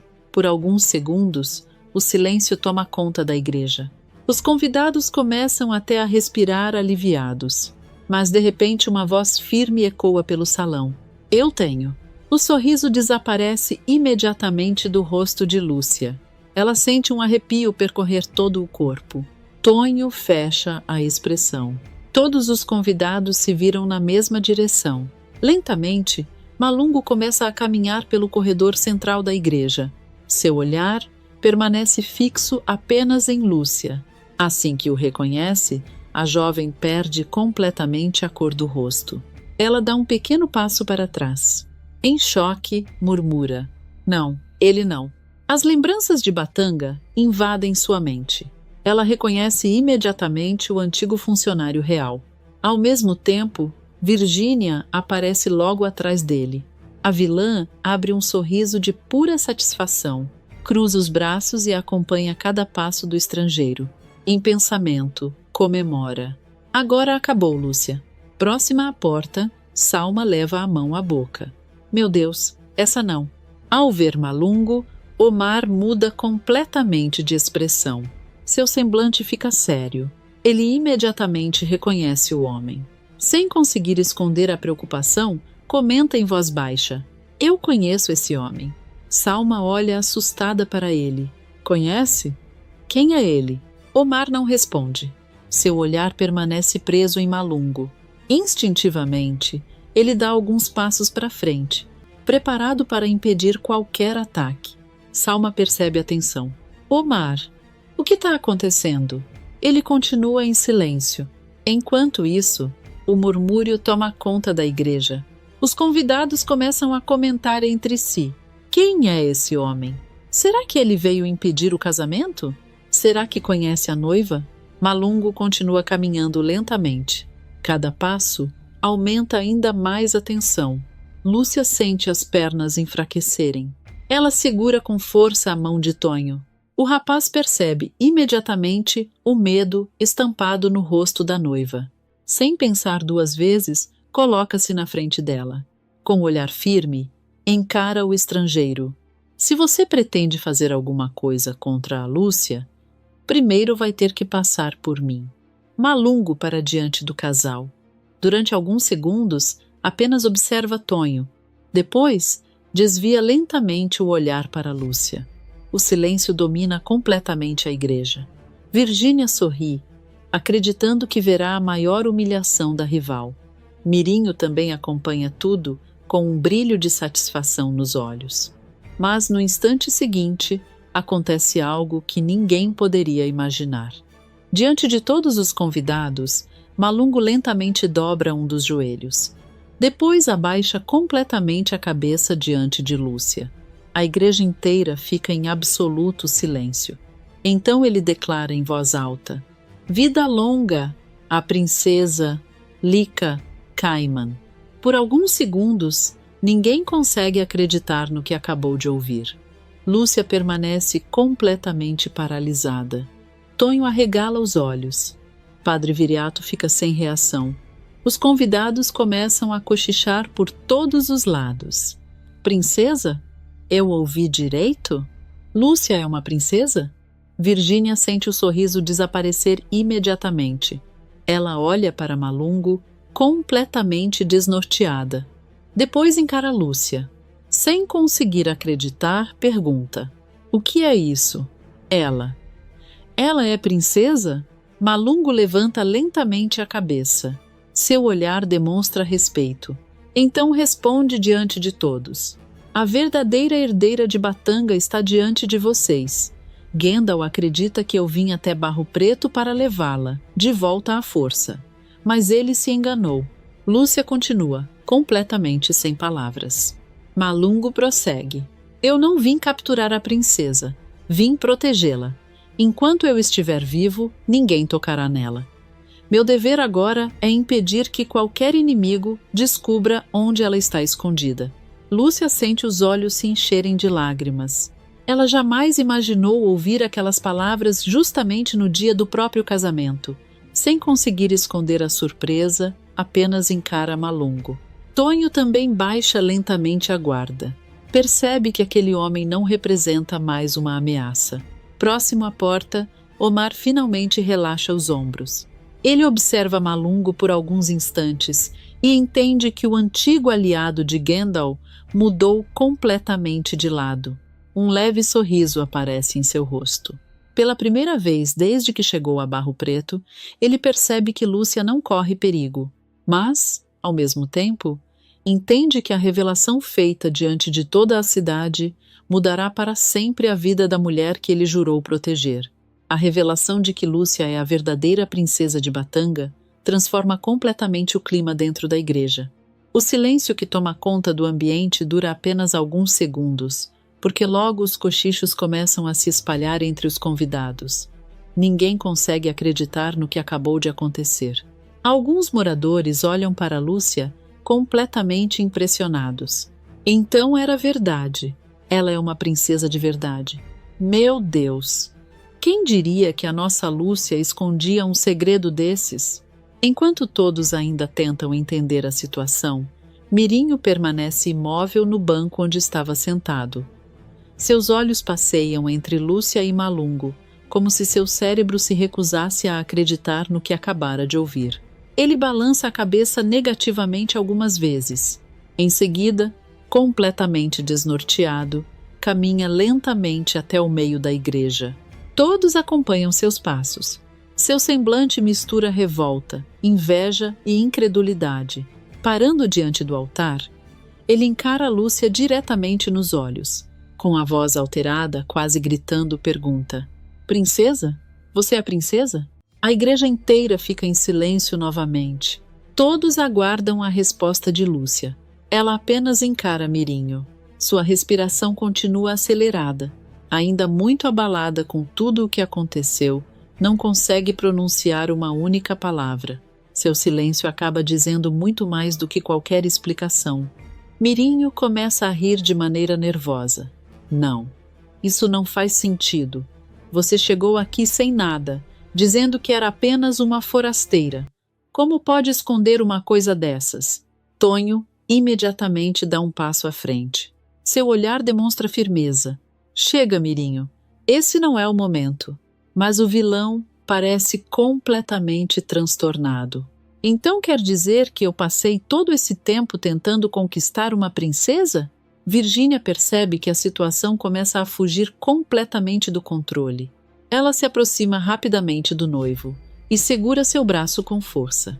Falando entre os dentes para que ninguém mais escute, dispara: "Pelo amor de Deus, Mirinho, vamos embora daqui agora." Ele tenta se soltar. "Me larga. Eu quero entender essa história." Virgínia aumenta ainda mais a força. Seu olhar demonstra puro desespero.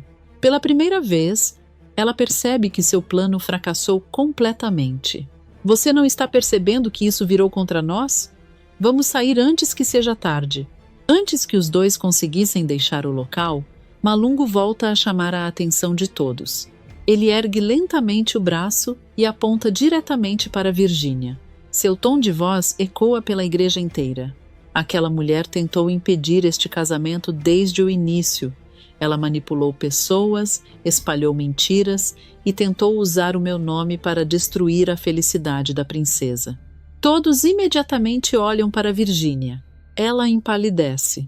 Malungo continua: "Uma pessoa capaz de conspirar contra a legítima herdeira do reino de Batanga também se torna inimiga da nossa coroa." O comentário provoca uma enorme revolta entre os moradores. Os cochichos dão lugar à indignação. Uma senhora balança a cabeça. "Eu sabia que essa moça não prestava." Outro convidado aponta para Virgínia. "Ela nunca aceitou ver a Lúcia feliz." "Um homem completa. Ainda teve coragem de trazer esse estrangeiro pensando que acabaria com o casamento." Outra mulher responde imediatamente. Só que o tiro saiu pela culatra.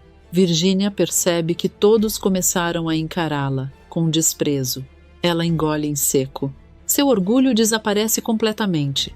Mesmo tentando manter a pose, já não consegue esconder o constrangimento. Mirinho também percebe que os olhares agora se voltam contra eles. Pela primeira vez, sente medo da reação das pessoas. Alguns convidados começam a caminhar na direção dos dois. Um senhor fala em voz alta: "Vocês dois deviam ter vergonha." Outro completa: "Vieram estragar o casamento da moça." Uma mulher balança o dedo para Virgínia. "Você passou dos limites dessa vez."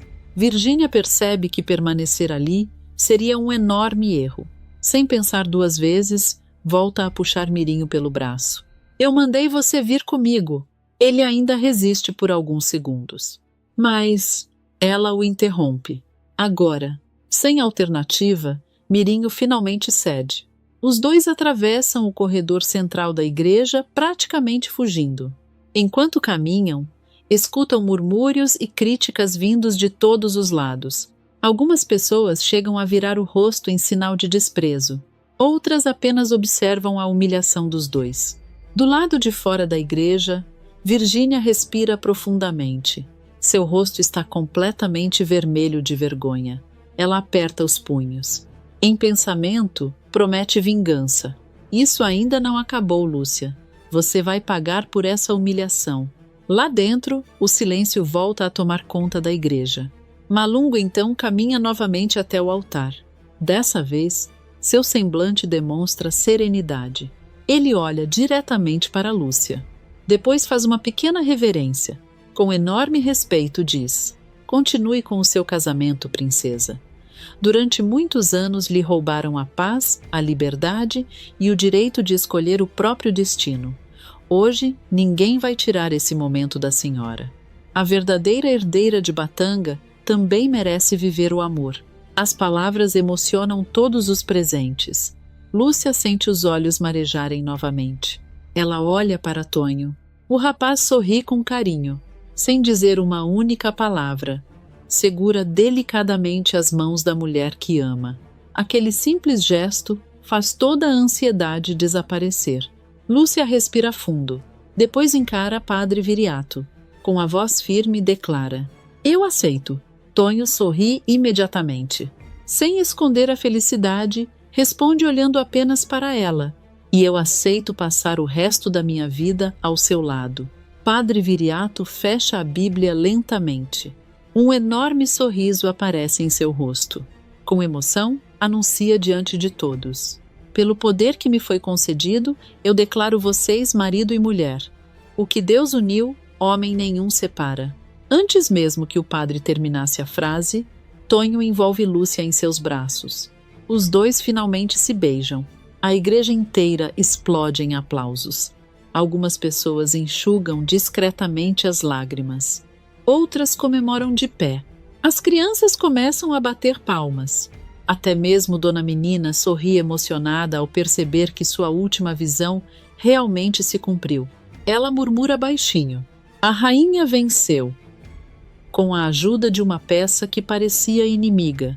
Enquanto os convidados celebram o casamento, alguns moradores, já sabendo da verdadeira identidade de Lúcia, fazem discretas reverências à jovem. Malungo percebe a reação imediatamente. Então ergue a mão, pedindo silêncio. Todos voltam a olhar para ele. Com tom firme, mas respeitoso, faz um pedido que mudará o destino de toda a cidade. Escutem bem o que vou dizer. A princesa está segura justamente porque ninguém sabe quem ela realmente é. Se essa notícia atravessar as fronteiras de Barro Preto, os homens de Gendal chegarão até aqui. E quando isso acontecer, inocentes também correrão perigo. Os moradores se entreolham. Malungo continua: "Se realmente admiram Lúcia, protejam esse segredo. Não contem a ninguém o que presenciaram nesta igreja. A melhor forma de demonstrar lealdade à princesa é permitir que ela continue vivendo como sempre viveu, cercada pelas pessoas que ama." Um senhor dá um passo à frente. "O senhor tem a minha palavra." Outra moradora completa: "Esse segredo morre com a gente." Logo, outros convidados fazem o mesmo. Ninguém vai abrir a boca. A princesa estará protegida em Barro Preto. Pode confiar em nós. Malungo observa cada um daqueles rostos e, pela primeira vez desde que chegou ao Brasil, sente que cumpriu a missão que seu coração realmente desejava. A partir daquele dia, o antigo homem de confiança de Gendal deixa definitivamente o passado para trás e se torna um dos maiores aliados de Lúcia, disposto a protegê-la com a própria vida, enquanto o amor entre ela e Tonho inaugura um novo capítulo em suas histórias.